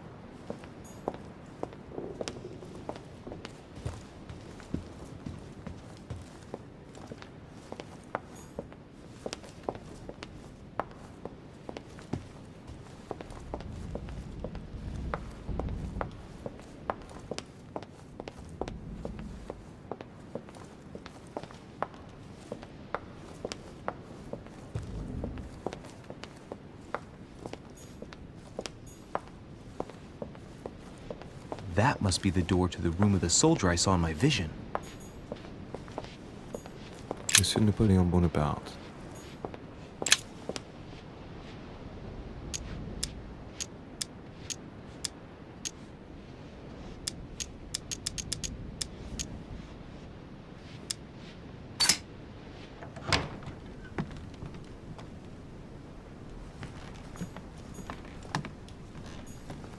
Hannibal crossing the Alps. Another military success. Why do I get nothing but visions of horror in my room, and he gets victory after victory?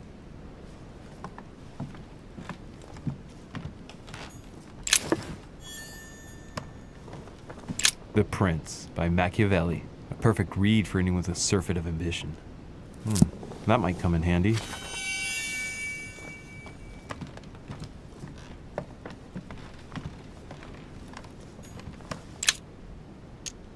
Honey, I couldn't have hoped for better.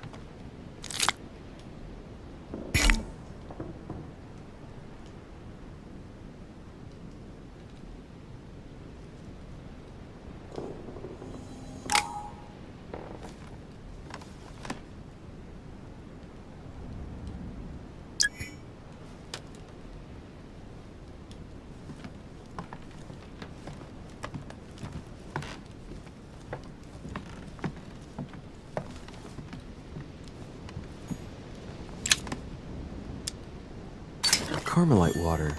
They say that if you drink this, it gives you a real boost. It's a beautiful weapon.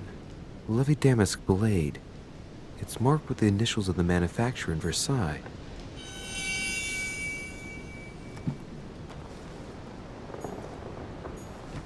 My dearest son, I'm writing to implore you to act quickly. The situation is rapidly worsening here. Paoli continues to steer our motherland, Corsica, toward open warfare between France and England. His men are everywhere. We are obliged to go into hiding and are unable to remain in the same place for more than 2 days. I wouldn't be surprised if they targeted us soon. Make haste, my son. You hold our destiny in your hands. Your loving mother, Maria Letizia Bonaparte.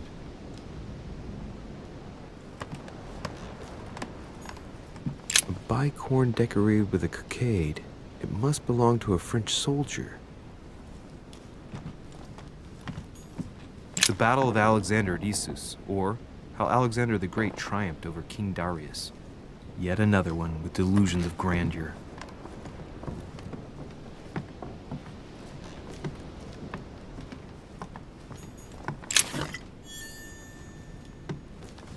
Vercingetorix throws down his arms at the feet of Julius Caesar by Royer, two great army chiefs. My dear Napoleon, as previously agreed, I would like to ask you to join us in January on my island to participate in the high society meeting organized for the occasion. We shall be able to continue our discussion about our project for a new order for France. I have a proposition to make to you concerning your wish to put a strong leader at the head of France. I trust you to be discreet as to your coming. See you soon. Lord William Mortimer.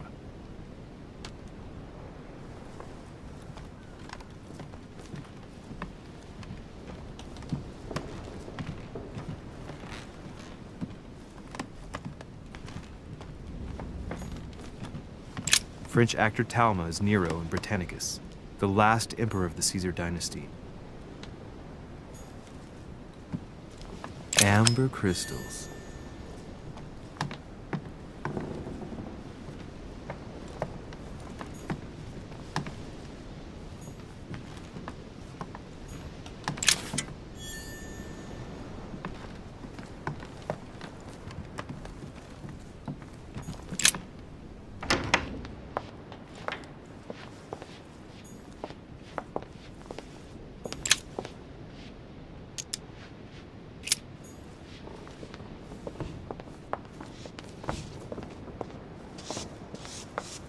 Might be better to take a different stairway.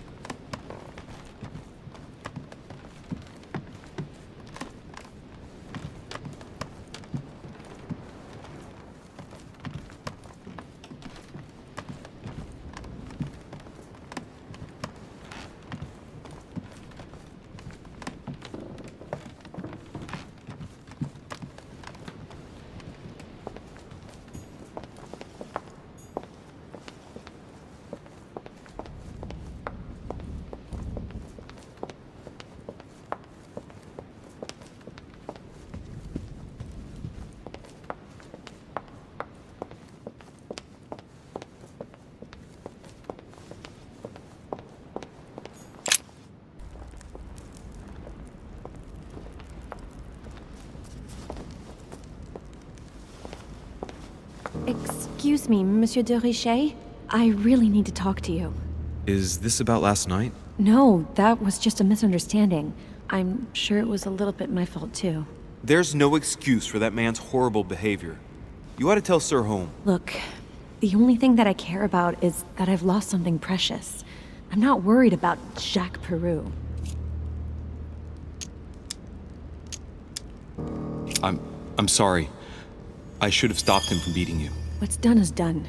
It was my fault, not yours. Don't say that. It's never the victim's fault. Look at your eye. My eye's nothing. Last night, I found out that your mother was on the island. What are you doing here? My mother came here to do business with Lord Mortimer, but she seems to have gone missing, so I'm here to find her. I know your mother very well. Really? Yes, I have been in your mother's care ever since I was born. She nursed you. Oh, I wouldn't say nursed. No. I remember her stare, cold as ice. Her sadistic hands pressing over my mouth to silence me while I screamed in pain. I remember her knees, too. She held me down with them while she cut and burned scars into me. Hold on a minute. What do you mean? You can ask her when you see her. Huh, she's getting more and more agitated.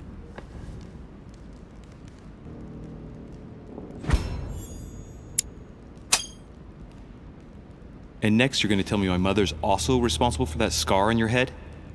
My heart stopped twice during the operation. I lost my memory for 6 months. You obviously have no idea of the abuse your mother inflicted on me. Wait. There must be some kind of mistake. My only mistake was ever meeting your mother. She's able to describe every detail without hesitation or getting flustered. It's becoming difficult not to believe the poor girl. Look, I've got to go. Wait. I need to know more about you and my mother. Why did she put you through all of that? There must be some reason for what she did. What's the point of rubbing salt in the wounds?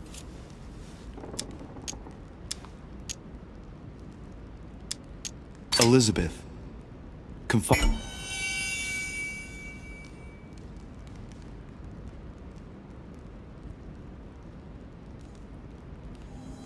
in me might ease your burden. Let me relieve you of some of your suffering. Relieve me? Do you even hear yourself? Do you really think that by confiding in my torturer's son, I will be healed as if by magic? That it will bring my smile back or let me sleep at night? Look, you don't seem like a bad person, and I'm sorry you have to find out your mother's true colors like this. But I'm not going to pity you. Everybody has their cross to bear. I know your little game. You're no different from the rest of them. You couldn't give a damn about me. The only thing you're interested in is finding out about your mother. Don't say that. Not everyone wants to use you. Some people care about you, don't they? Haven't you got a sister? Yes. I'm sure she loves you with all her heart. She's the only one who cares about me. I would have put an end to it all by now if it weren't for her. Since you insist, I'll tell you how I met your mother. Thanks for trusting me.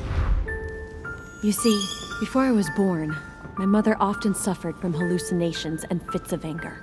Soon people could barely recognize her. She became a completely different person. So my father spent an enormous amount of money paying for the best doctors, but none of them were able to cure her. The last resort was to call a priest. So, is that what your father did? No. He went to an expert in the occult. Ah, my mother. Her reputation already extended beyond our borders. My mother's fits stopped at my birth, and Sarah de Richet concluded that the evil had passed into me. Not only did it encourage her to stay, but she took the opportunity to advise my father to separate me from the rest of my family. That's how I was declared stillborn. My fate was decided that very day. It would coincide with my mother's frequent trips to America. I had my first fit when I was 3. That's when your mother began her experiments to rid me of the evil inside. I understand how you feel, but I know my mother. I'm sure she had her reasons, even if it seems difficult to believe. Everything she put me through was all for nothing. My whole life was ruined for nothing. So what brings you here then? My father used to know Sir Holm. He offered to introduce me to the world's leading authority in the occult. Lord Mortimer. He was my last hope. Until I found out he had also invited your mother. It's got to be a coincidence. I don't believe for a second she's come here for you. You can't change my mind about this, Louis. My days are numbered, and I know it.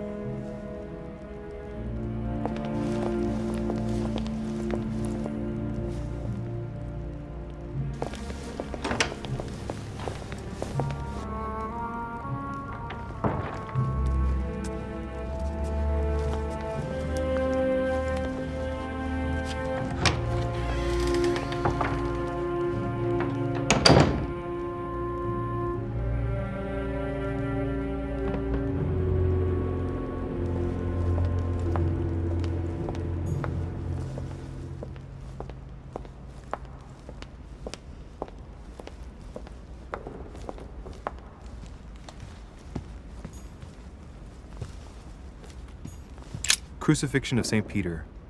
He was crucified upside down, out of humility. Surprising for an entrance hall.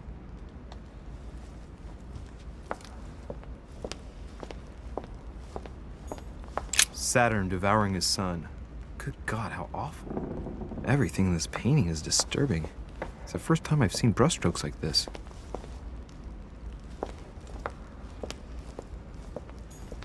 What can I do for you, sir? I am at your service day and night, sir. I would like to speak about your master, Lord Mortimer. Do please excuse me, sir, but I shall make no comment about my master. Is there anything else that sir would like to know? What can you tell me about the guests? Do excuse me, sir, but I am bound by discretion to say nothing about Lord Mortimer's guests, sir. Perhaps sir would like to know something else?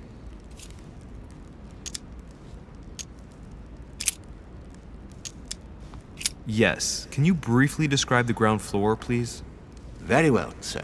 On the ground floor, there are mainly living rooms. Sir finds himself at present in the Grand Hall. From the Grand Hall, Sir can access, on one side, the small salon where the guests like to relax with a good book. From there, Sir can access the conference room, which is closed at present for preparations. That is where Lord Mortimer likes to gather all of his guests for talks. From the other side of the Grand Hall, Sir may access the dining room. That is where Sir's meals will be served. From the dining room, Sir may benefit from an exceptional view overlooking the island. It is also the best way to access the portrait gallery, where a large part of Lord Mortimer's works are exhibited. And in the gallery, Sir will also find access to the garden. But Sir may be reassured the building is accessible on both sides, so that it surrounds the garden in question. So, Sir should not find cause to worry. No one has ever gotten lost. Except for my mother. Has Sir another question? What's on the first floor? The first floor is reserved for guests, sir. That is where Sir will find his private rooms. The main corridor leads around the building. 3 stairways will enable Sir to return to the ground floor. It is also from there that Sir will be able to reach the second floor. Thank you very much. Anything else, sir? Yes. What can I find on the second floor? That floor is strictly reserved for Lord Mortimer, sir. In the west wing, on the second floor, are his private chambers. In the east wing are the rooms reserved for Lord Mortimer's personal guests. At the moment, these rooms are reserved for Sir Holmes, sir. But only authorized guests may access that area. Does Sir have any more questions? What is outside on the island exactly? Lord Mortimer has made a point of keeping the main part of the island in its natural state, sir. For security reasons, only the wharves and the gardens are accessible to guests. If Sir would like to walk along the wharves, he has only to follow the pathway used upon his arrival. If he would like to walk in the interior gardens of the manor, I would advise Sir to pass through the portrait gallery. May I help Sir in any other way?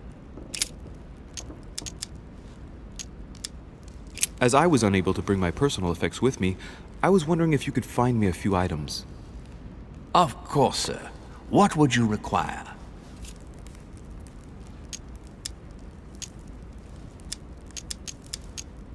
You wouldn't have a little golden elixir I could use, would you? Oh, unfortunately, sir, I have orders not to give any of that medicine to any of Lord Mortimer's guests. Some guests are here to follow a very strict treatment. Mixing or combining certain substances would be dangerous for Sir.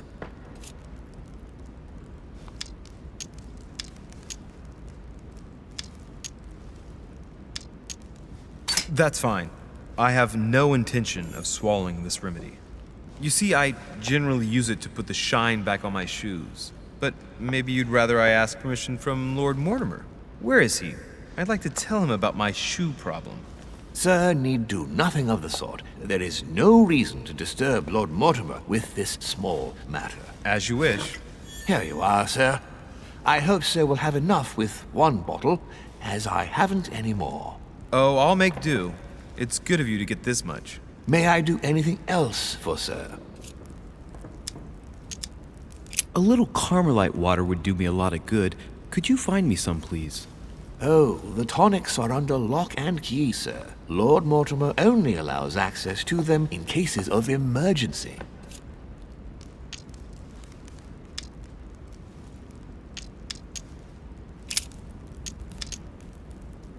I still haven't quite recovered after that boat crossing. Would you happen to have any devil's thorn by any chance? I am sorry, sir, but the devil's thorn may be just a plant, but it is also a powerful psychotropic drug that causes undesirable diuretic effects. I would advise against sir taking any.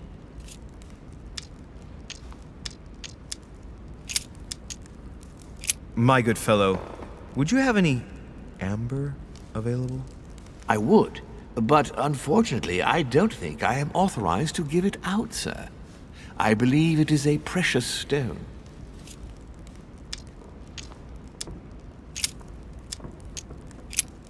What's that book you're hiding in your jacket? The Sorrows of Young Werther by Goethe, sir, and I am not hiding it. Hand it to me, please. It is damaged, sir. I would never dare lend sir a book in such a pitiful state, sir. I took it to restore.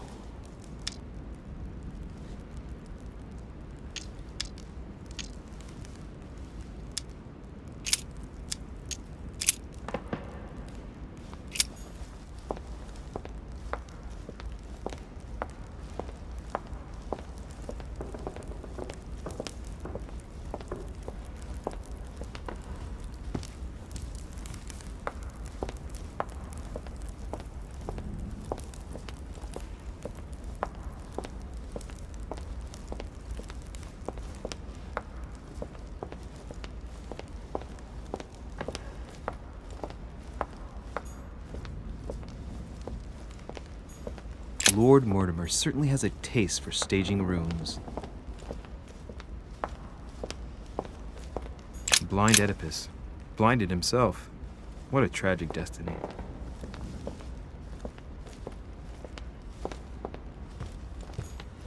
A devil's thorn, to be used to uncover the best disguised traits. Fall of the Damned by Rubens. The man who cannot achieve the salvation of God the Father is offered to fall into the depths of the abyss.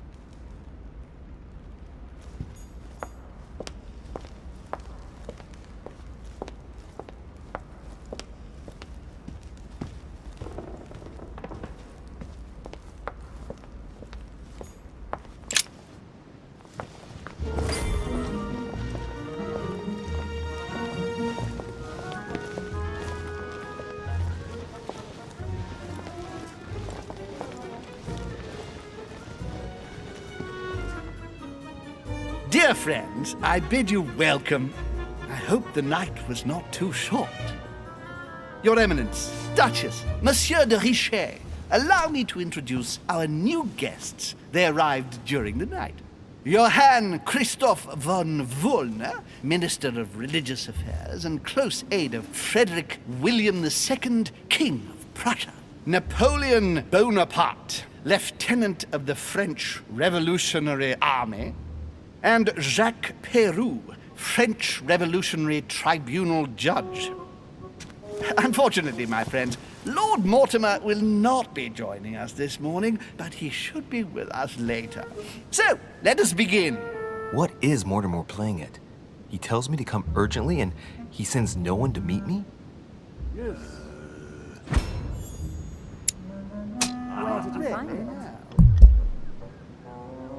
Thank you again for the wine, Your Eminence. It is served every day at the king's table. And you, sir? I am delighted to hear it. Volner and Piaggi seem to be getting along well.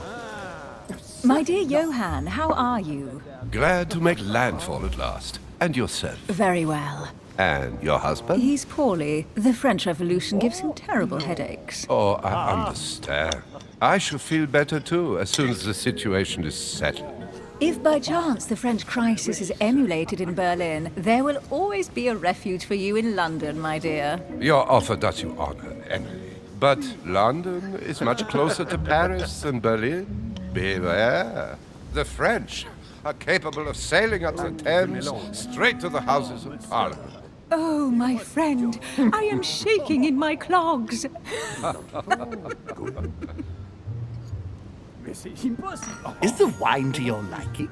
Very much so, Sir Gregory. Such complexity. Typically French. A Sauternes, isn't it? Absolutely. If I'm not mistaken, this is not Lord Mortimer's favourite wine. It is yours. In his absence, I have taken the liberty of making a slight deviation from the rule, but I count on your discretion. Don't worry, I appreciate the same grape varieties as you. I remember the last time we tasted that nectar here at this table. The finest minds of the century were present. And the last time we drank it, the orphanage in Bloomsbury was still in ruins. Would you repeat that? Oh, well, I put some small effort into the works. The orphanage reopened just before Christmas. The bedrooms, washrooms, and the classrooms had all been refurbished. I don't know what to say. You have given the girls a wonderful Christmas gift. Thank you. I made a promise. Now it is done.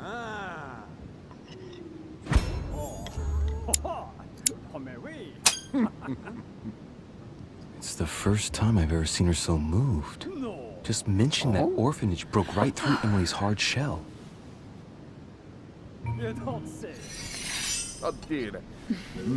Is everything all right? Yes, thank you. I had a moment of absence, but here I am again.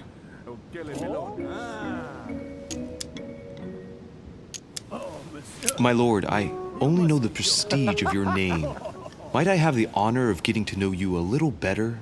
You are Monsieur Louis de Richet. de Richet. De Richet. A name with a nobiliary particle.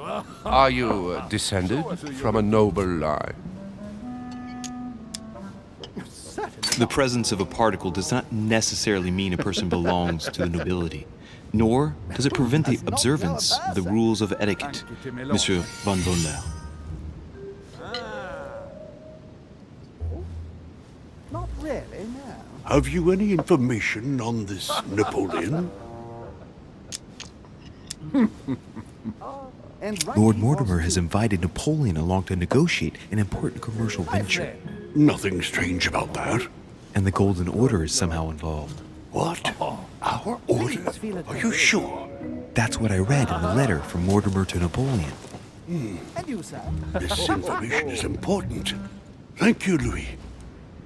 Don't trouble yourself. Monsieur de Richet, it would seem we have common interests. Could we speak in private, please? Show us your teeth.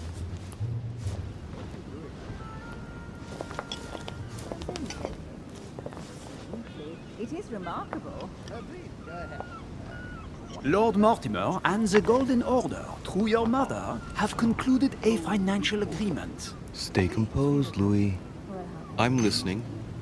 An agreement for cannons. Lord Mortimer assured me that you are to take over the project on behalf of your mother. You must know that I am deeply sorry about their disappearance, but I must validate the deal urgently if I want to be able to organize things properly.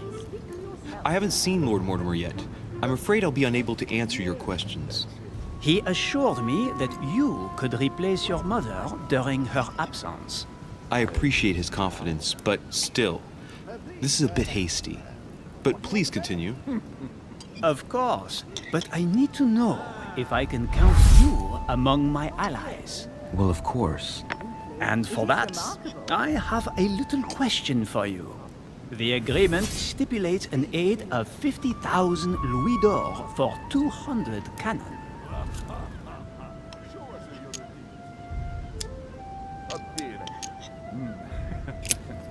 Absolutely. 50,000 louis d'or in hard cash.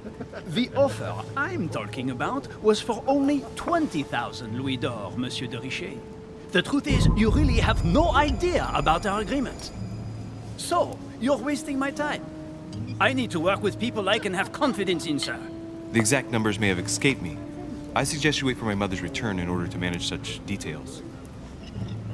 I have one last question I would like to pose to you. We don't know each other yet, you and I. And I need to make sure that we both share the same vision for the future of France. Given the hard times that have befallen our beautiful country, what do you think it would take to restore its luster?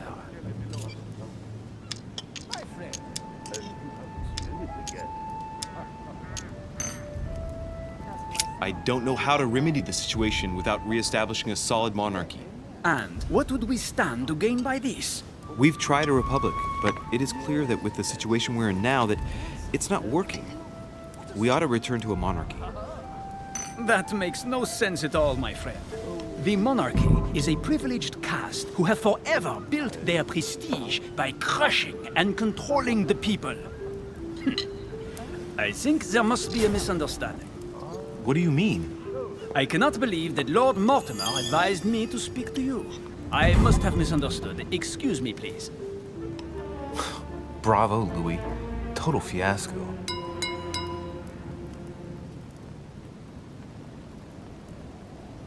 My friends, I would like to say a few words, please. I would like to thank Lord Mortimer, and you, Sir Holm, for bringing us all together here. Those of us for whom it is not the first time here, like me, are all trembling in sweet anticipation of the arrival of our host. For the rest, I would like to reassure you that Lord Mortimer always has a few surprising projects to propose. But I can assure you that each and every one of us has always benefited from them. The last time I came to this place, Lord Mortimer offered to help me in my electoral campaign for the presidency of the United States. And it is eminently clear that his support was an invaluable aid to us. We are here among like-minded people. So let us put aside the conflicts in which some of our nations find themselves at present. So I raise my glass in honor of you all, my new and old friends. I trust you shall not be disappointed, Mr. Washington.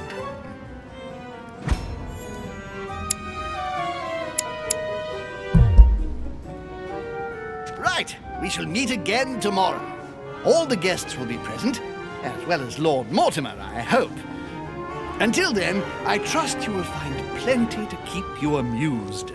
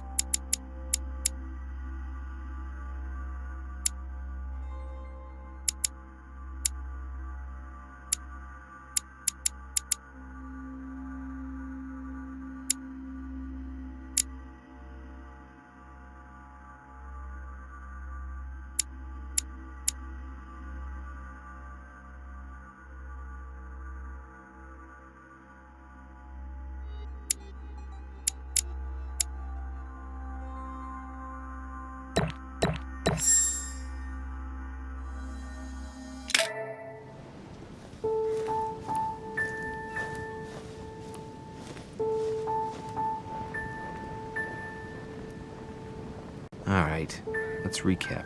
Before dinner, I was going to investigate my mother's message. I've got to find the place where all eyes size you up.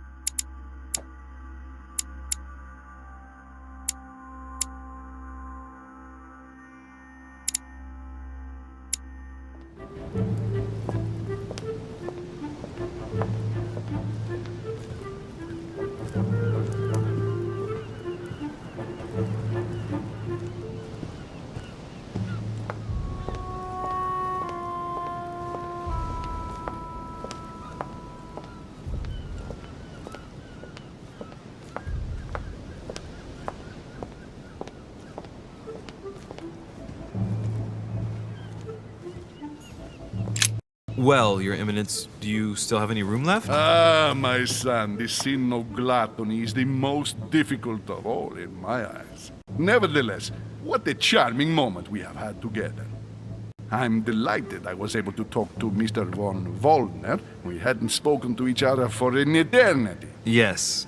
I noticed that Your Eminence knew a fair number of people at the table. The benefit of age, my son. This isn't my first invitation to Lord Mortimer's. You will see, it's the perfect place to make new friends. Indeed, I noticed that you and Mr. Bonaparte had already begun. Ah, I adapt quickly to local customs. It's what I was taught. And you are right to do so, my son. But tell me, have you had any news of your mother since your arrival? Alas, still nothing, Your Eminence. But I still haven't been able to meet Lord Mortimer. Do not worry. It is typical of him. What can I say? Lord Mortimer is a very busy man. I should think you are beginning to worry. Well, I must admit, Your Eminence, indeed it does worry me. I understand, Louis. But continue to have faith in Sarah. You'll see, I'm sure, that in a few days we'll all be laughing together. That's all I hope for, Your Eminence. But while I have you with me, I have a question for you. Well, go ahead, Louis. What can I do for you? As I haven't visited all the manor yet, I wondered if you hadn't seen a Medusa by any chance. I beg your pardon? Yes, la Gorgogne, the Medusa from Greek mythology. Would you have seen one in any shape or form? Not at all, my son. I'm not sure what you're getting at, but unfortunately, I'm not going to be of any use to you. Thank you anyway, Your Eminence. I won't take up any more of your time. On that last word, then, I shall leave you to fight your demons. See you later, Your Eminence. See you later, my son.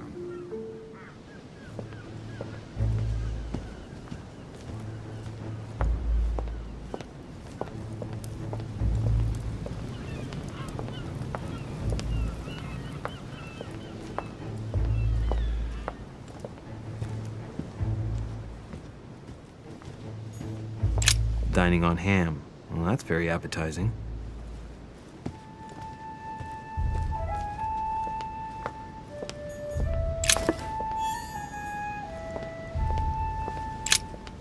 The lock is surrounded by a triple circle.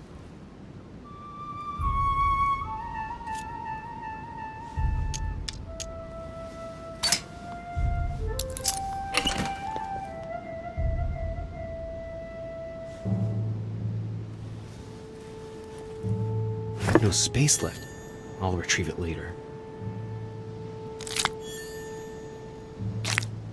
All right, I've retrieved everything. Circe.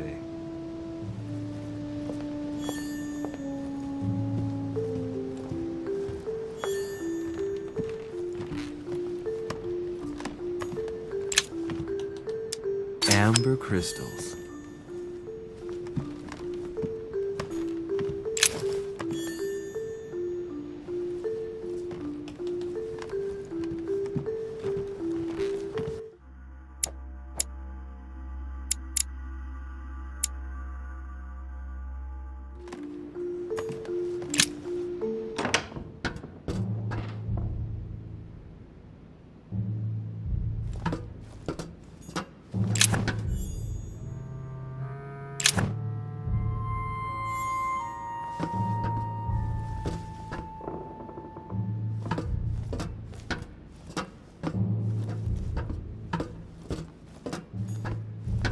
Atrus, the Miller brothers. Mother expressly forbade me from reading it.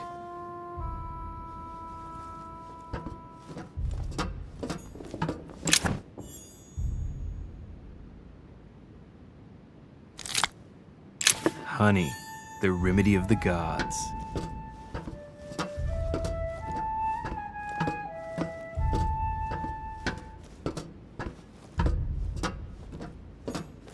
A few pages out of an old encyclopedia.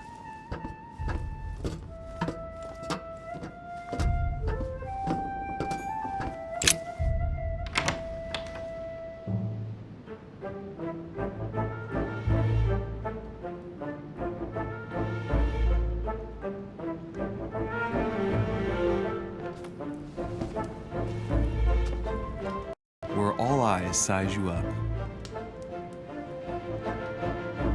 Chances are, that's the room my mother spoke of. And she also spoke of a Medusa. Should I go and try to find the creature now?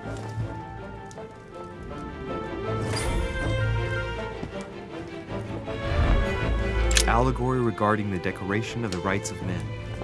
That's the least you could say.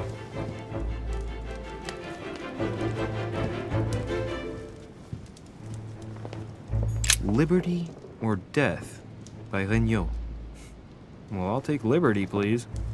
But I do understand his choice, even though it seems radical. Ah, a painting by ENG. Molière dining with Louis XIV. The king's posture is surprising. It's almost as if he's addressing someone in the assembly.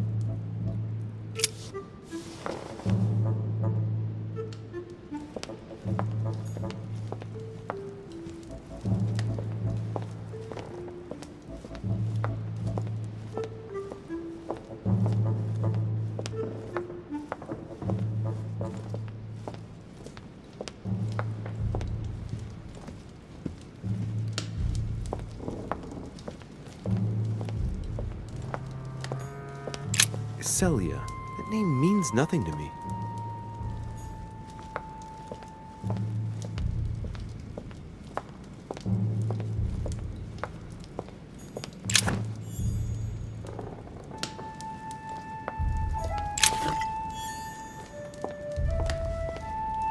The Last Supper by Leonardo da Vinci. The last day before his crucifixion, Jesus announces that he will be betrayed by one of his disciples.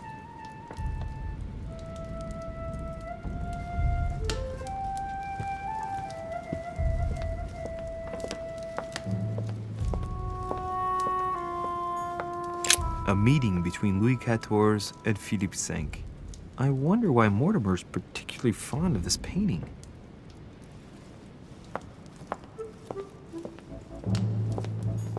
The Company by Rembrandt.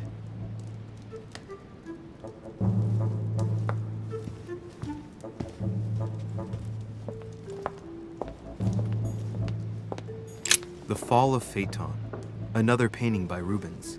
Poor Phaeton, struck by lightning for borrowing his father's chariot and losing control of it. Moral, don't steal Dad's chariot.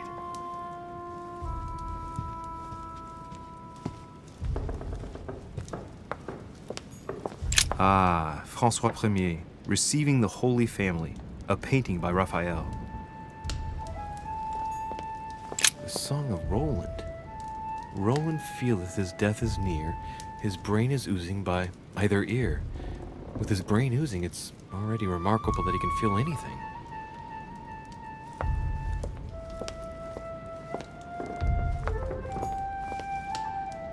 Christ Crucified by Velázquez. Look, someone's left a note there.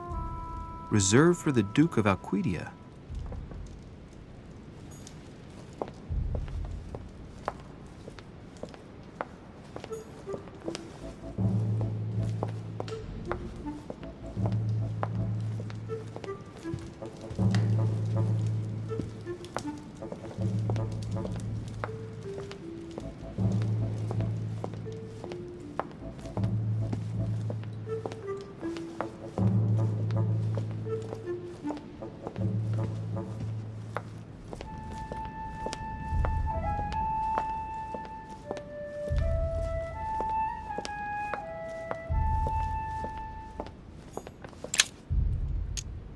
devil's thorn. I'll keep it.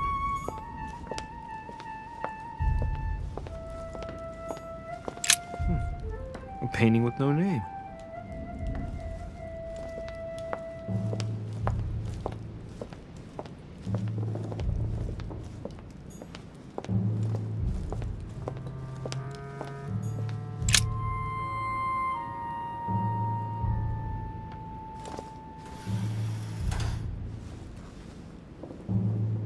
I've got to find out what Mother was trying to do with her.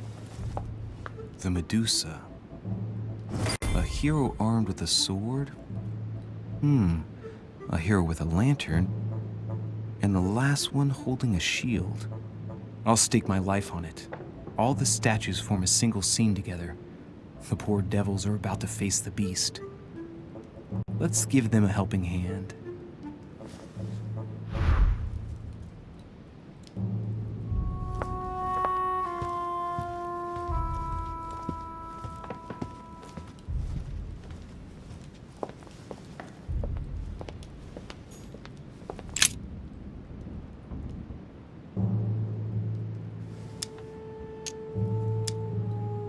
The statue is darker on the right-hand side. It must be often placed towards the fire, which would explain the difference in color.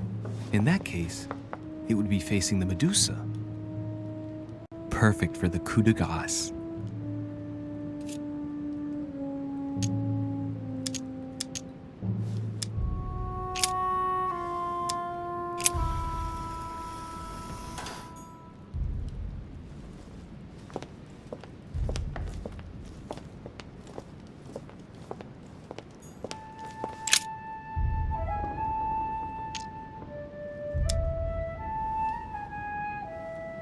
Now, Louis, it's time to keep a logical mind, as every good scientist should. The aim is to defeat the Medusa, so what can the lantern be for? To light up the Medusa? Hardly likely. The hero holding the lantern will be easy prey, and the shield will be of no use. To light up the sword? No, that makes no sense. So that leaves the shield. I wonder if the aim is to play with the light. If I turn the shield right, the light would be reflected. The ray of light will perturb the Medusa and focus her attention on the best protected hero.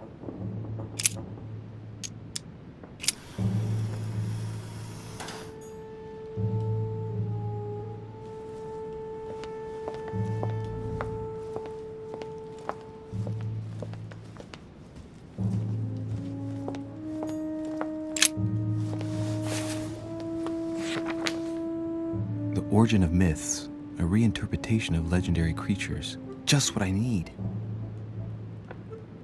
The text is in French on the left-hand page and in Latin on the right hand. Let's find the chapter on the Medusa. Hang on. This version is significantly different from the regular one. It recounts how men have always belittled women in society. Harpies, mermaids, the chimera, the hydra, the gorgons. The section on the Medusa. While some of the heroes divert attention from the Gorgon, the hero with the sword brandishes his weapon at the Medusa.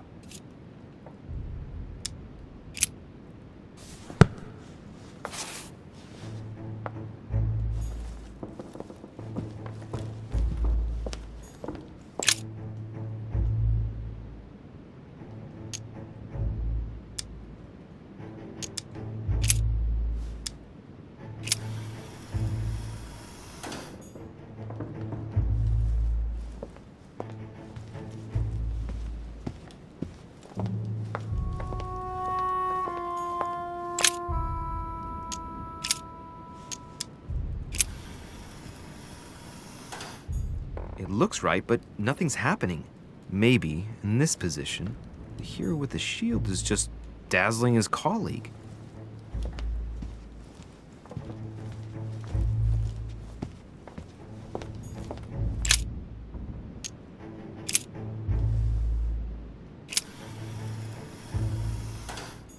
If I respect the legend, I have to place the hero holding the shield in front of the Medusa. Except for here, it doesn't work. There must be something else.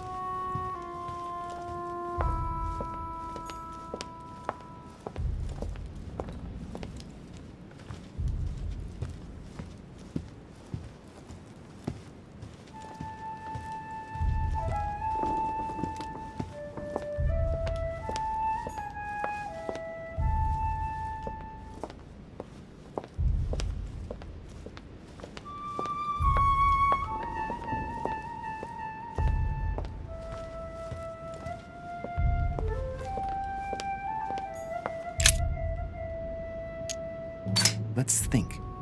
To vanquish the beast, the statues have to be lined up in a specific order. What can this shield be for? To protect its holder? Why not? But in that case, what's the lantern for? Step back and take a second, Louis. Be logical, but open-minded. Think outside the box. Nobody said a statue has to have only one use. I wonder if the lantern was to distract the Medusa. This shield can both protect the holder and also reflect the light from the lantern to distract the beast. In other words, I'll have to make an angle of 90 degrees between the lantern and the Medusa by turning this shield to face the sword. If Mortimer's the one who thought of all this stuff, then honestly, he must have a screw loose. Crazy idea, but worth a shot.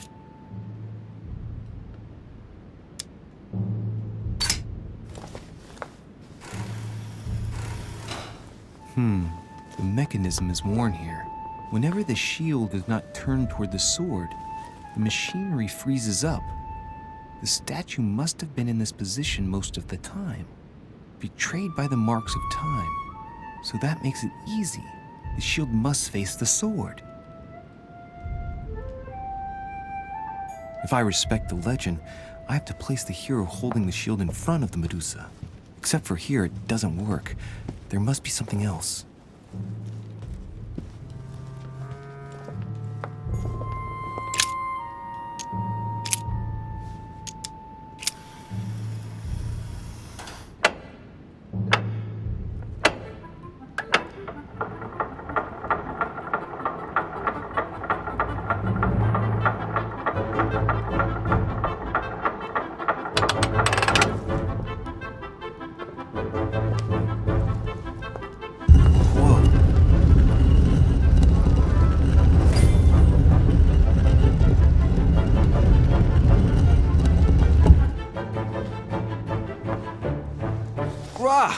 For Pete's sake, Emily! You scared the pants off me. Don't ever do that again. Well, keep your nose out of my business then. I don't know what you're talking about. Stop fooling around and tell me what you're doing here. I was feeling a bit peckish. I went in search of the kitchen and I ended up here. Your sense of direction is mind-boggling, isn't it? Well, no matter. I'll tolerate your presence this one time. Now, since you're here, make yourself useful. Look around on your side. I'll do the same on mine. And if you find anything of interest, let me know. Oh, yeah. In your dreams. At your service, madam.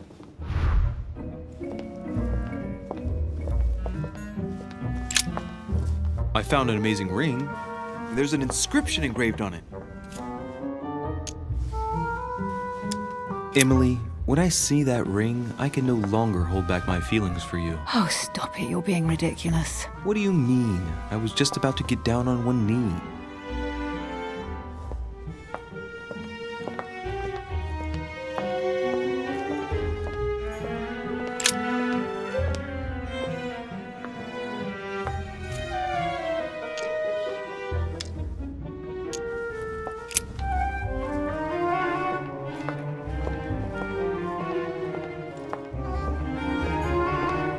A golden fleece. It's freezing. Hurry up.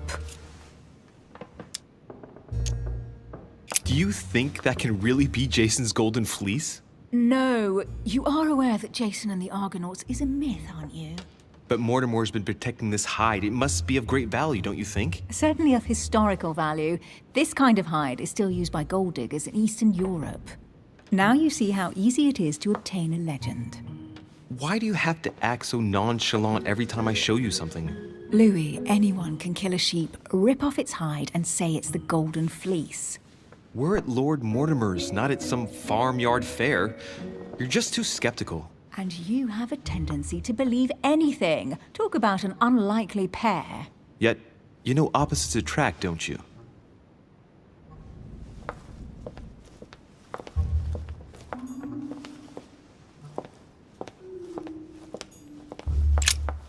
An unofficial gospel? You'd be more likely to find this kind of book at the Vatican. Nothing special. The library at Buckingham has 3.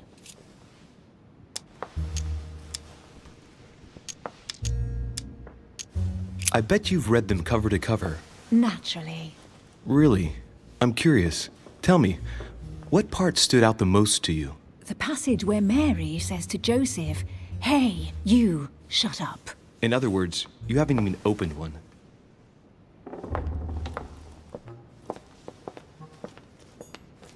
Hey, Mortimer's the author of this work. It talks about his passion for art. A pound.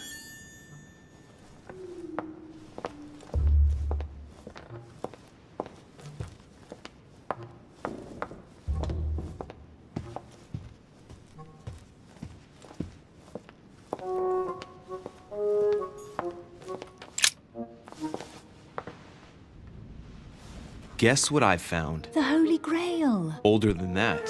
A piece of Noah's Ark. Not that old. This could go on for hours. Just tell me. Caesar's laurel wreath. I can just see Mortimer dressed in a toga, wearing a laurel wreath, strutting around his manor all day long. You have a curious idea of Mortimer. Why? He's eccentric, like all the English are, isn't he? Well, if Peru stands for French grace, then if I were you, I wouldn't be making that sort of remark. Well, looks like a pamphlet on different political regimes, written by Mortimer himself.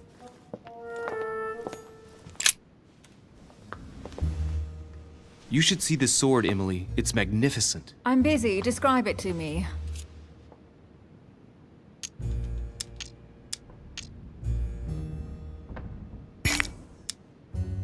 This weapon is typically French, quite old, undoubtedly goes back to the Crusades. If it is a true Damask sword, it's worth more than a kingdom.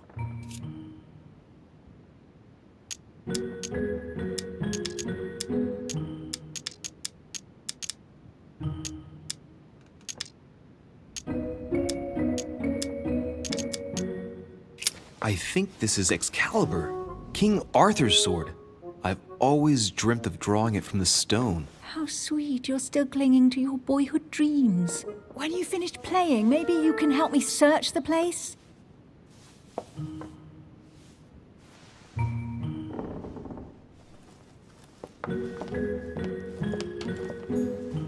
Amber.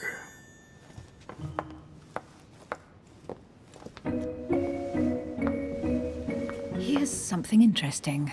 A manor in Maine, hundreds of acres of land in Catalonia, properties in Shanghai. Incredible. Some of these deeds are over 600 years old, and all signed by the hand of Mortimer. I wonder if that's what inspired my mother's attention. How come all these documents have Mortimer's signature on them? Do you think all these properties really belong to him? See those fine scratches around the words? Yes, and? The ink barely spreads on the paper. It spreads exactly the same way on the signature. The deed was written using the same ink. If it is a fake, then it's a professional job. Several people have played the part of Mortimer, a part that has been passed down from generation to generation. Different men, but with one sole identity. An intriguing hypothesis, and yet less twisted than some of my previous cases. At last, you finally agree with me about something.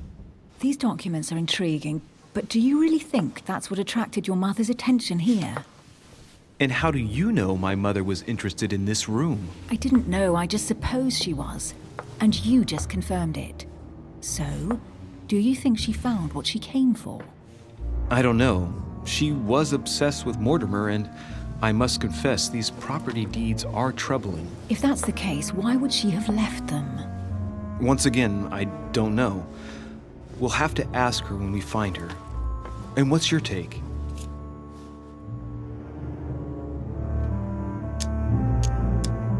Why keep such a collection hidden in a secret room? Any thoughts?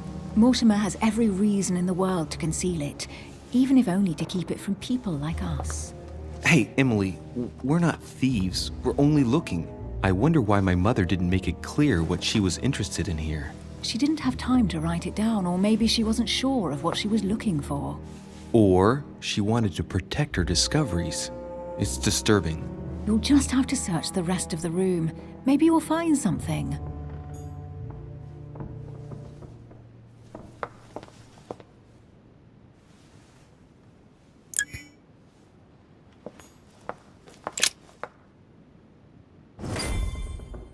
What is that you found? A cameo pendant. What's going on? Nothing. For crying out loud, Emily, you lunged for that jewel like your life depended on it. Tell me what this is about. No. We just met, Louis. I like you, but I can't just suddenly open myself up like a book to you. Listen, Emily. It seems pretty obvious to me that you haven't come here for the sole purpose of sampling Mortimer's cellar. Stop all the clever evasions and just trust me. And why the hell should I place my trust in you, Louis?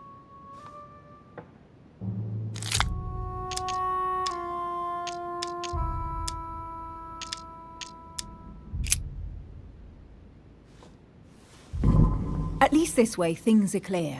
How do you expect me to open up to you at all if you can't even reassure me? Well, I'm prepared to trust you when it comes to choosing a French cheese, but I've nothing to gain by confiding in you any further than that. Nothing to gain? Damn it, Emily! I'm only trying to help you. Stop needing to gain something all the time. Because you think I need help? Just like everyone. You have your strengths and your weaknesses, and there's no use pretending otherwise. Ha! And I bet you found out where I'm weak, haven't you?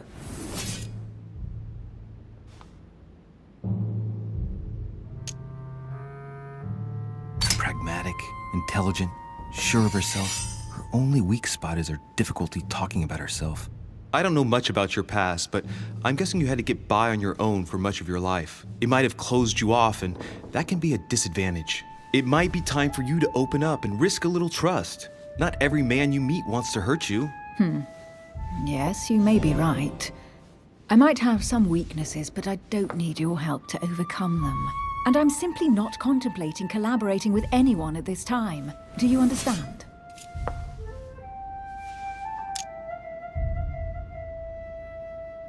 I know you well enough to see that you're hiding something from me.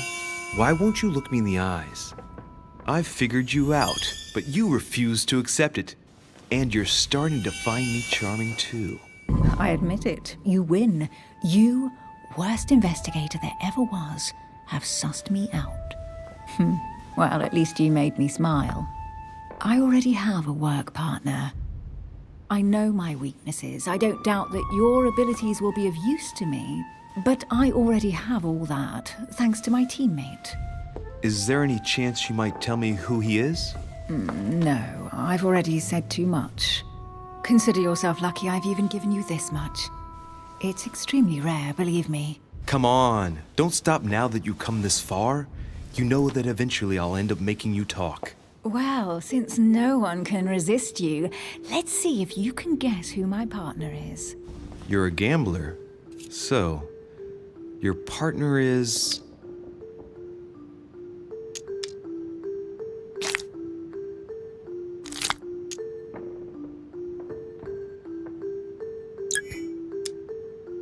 Your sister.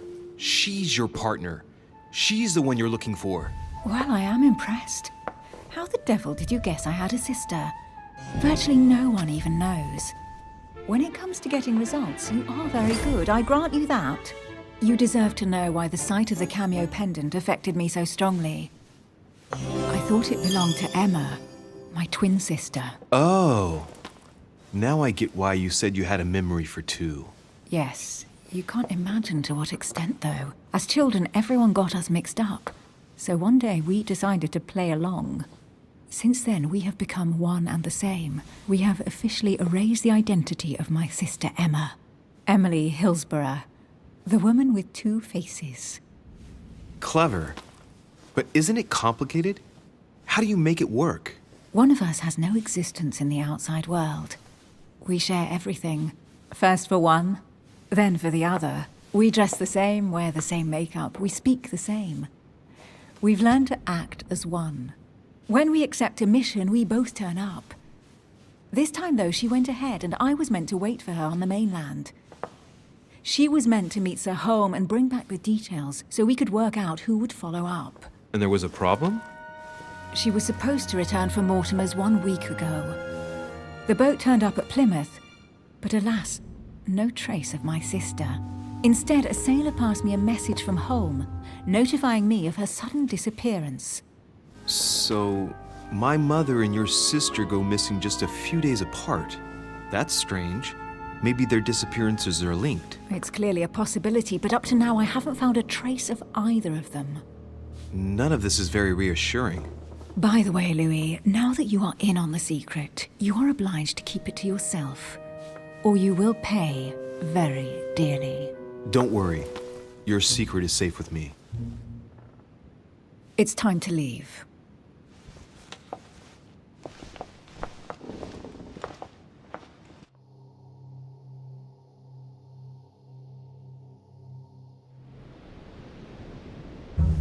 So, what do you think of our first adventure?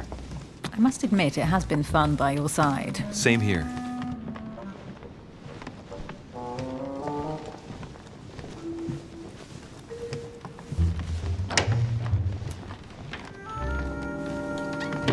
Oh, she's been drinking too much again. Louis, I need to talk to you right now. Good evening, Elizabeth. Actually, this is not a good time. I'm begging you, please don't leave me alone. I'll be waiting for you in your room, but don't be late.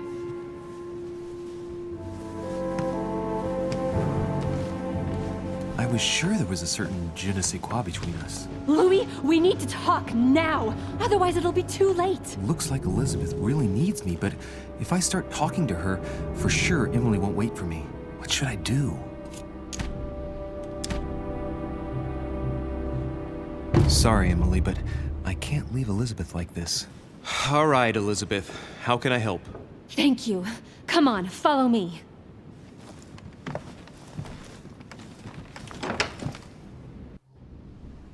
I really need to talk to you, Louis, right now. Does Lord Mortimer know the mess you've made of your room? Listen to me, damn it! My days are numbered. Elizabeth, I don't know if it's about my mother again, but I'm telling you, you've nothing to be afraid of. She didn't come here for you. I saw her. Saw who? You saw my mother? When? Just last night. I went out to walk along the cliff top and I saw her in the distance. She tried to hide right away, but I'm sure it was her. Are you saying you recognized my mother in the middle of the night while she was hiding? Yes, Louis, I know it was her. You just said she was far away, right? In the middle of the night. And the exterior of the island isn't exactly well lit. Listen, I'm telling you it was her.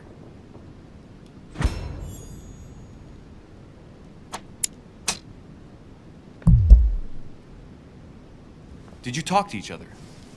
No, she was far away. I didn't make any noise, and then she was gone. Have you told anyone you've seen her? Sir Holm? Mortimer?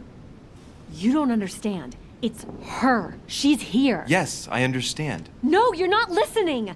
The moment I saw her, I was overcome by spasms. She's here. I'm telling you, it was her. Yes, I need something to calm me down.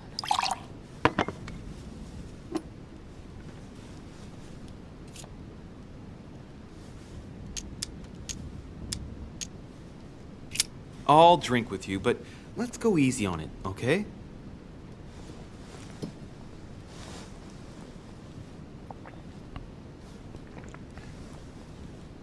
I don't know where she gets her rot gut from, but frankly, it's disgusting. You know, Louis, when I came here, it was in the hope of getting help. I've only just now realized that I've been drawn here into a trap. Whoa. The alcohol's gone to my head.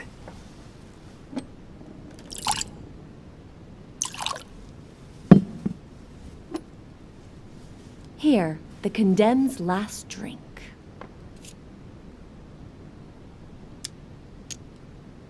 Man, I need to take it easy with the booze. At this rate, I won't last the night. Let's go easy on the drinking, okay? Alcohol won't solve our problems. Ugh, the second one isn't any easier. So, do you want to know why she did all those things to me or not? Even if it changes the image you have of her forever? What was she trying to cure you of then? Of the one illness she never managed to treat me for. Come on, Elizabeth. We have to finish what we started.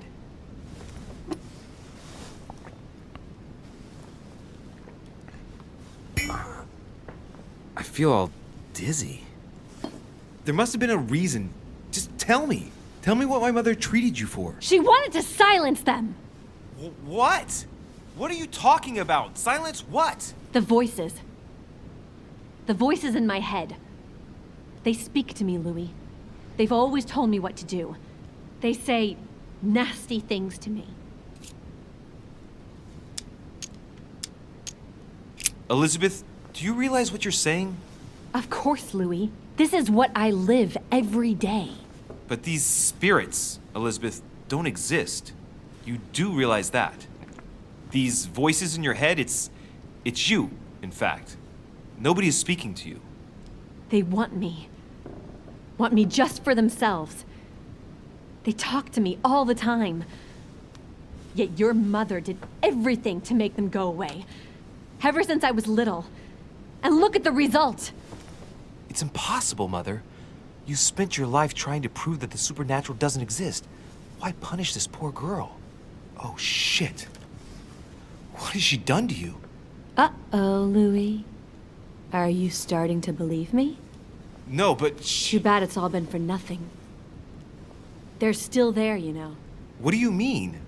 They're still talking to you? All the time. Despite everything Sarah put me through, I still hear them. And here I am on a lost island, knowing that no one knows me. And I find myself here at the exact same time as her. You see? You understand? You sense it too. I'm going to die here. I beg you, tell me you believe me.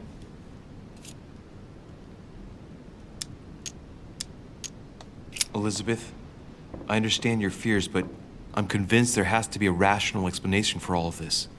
It would just hurt you too much to believe me, wouldn't it? No, but... So difficult to get up in the morning and realize that you're the son of a monster. I'd rather not have met you. I'd rather not have been born.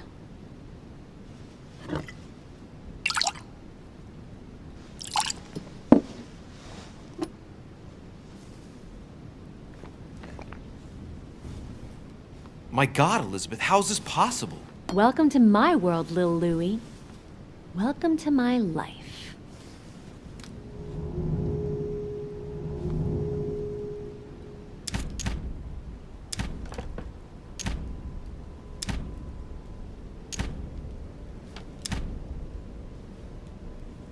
Let's not rush into things.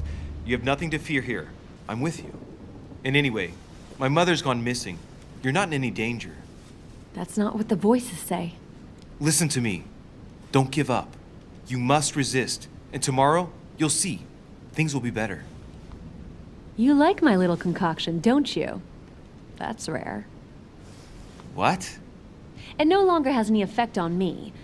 But my guests generally don't appreciate me mixing alcohol with laudanum. What? You put laudanum in my drink? In both. Don't worry, my little Louie. We'll sink down to the bottom together. Oh man, I feel like puking. I really feel like shit.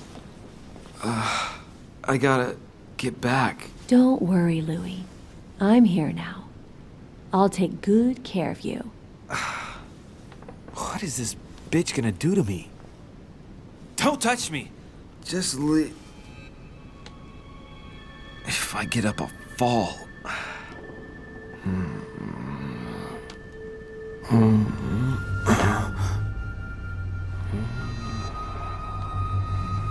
Oh, little Louie's tired. Leave everything to me.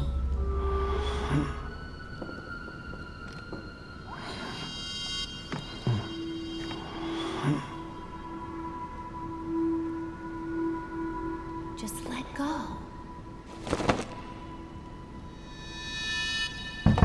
Mademoiselle, may I come in?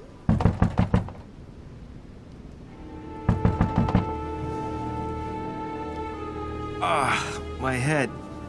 I shouldn't have drunk so much. Shit.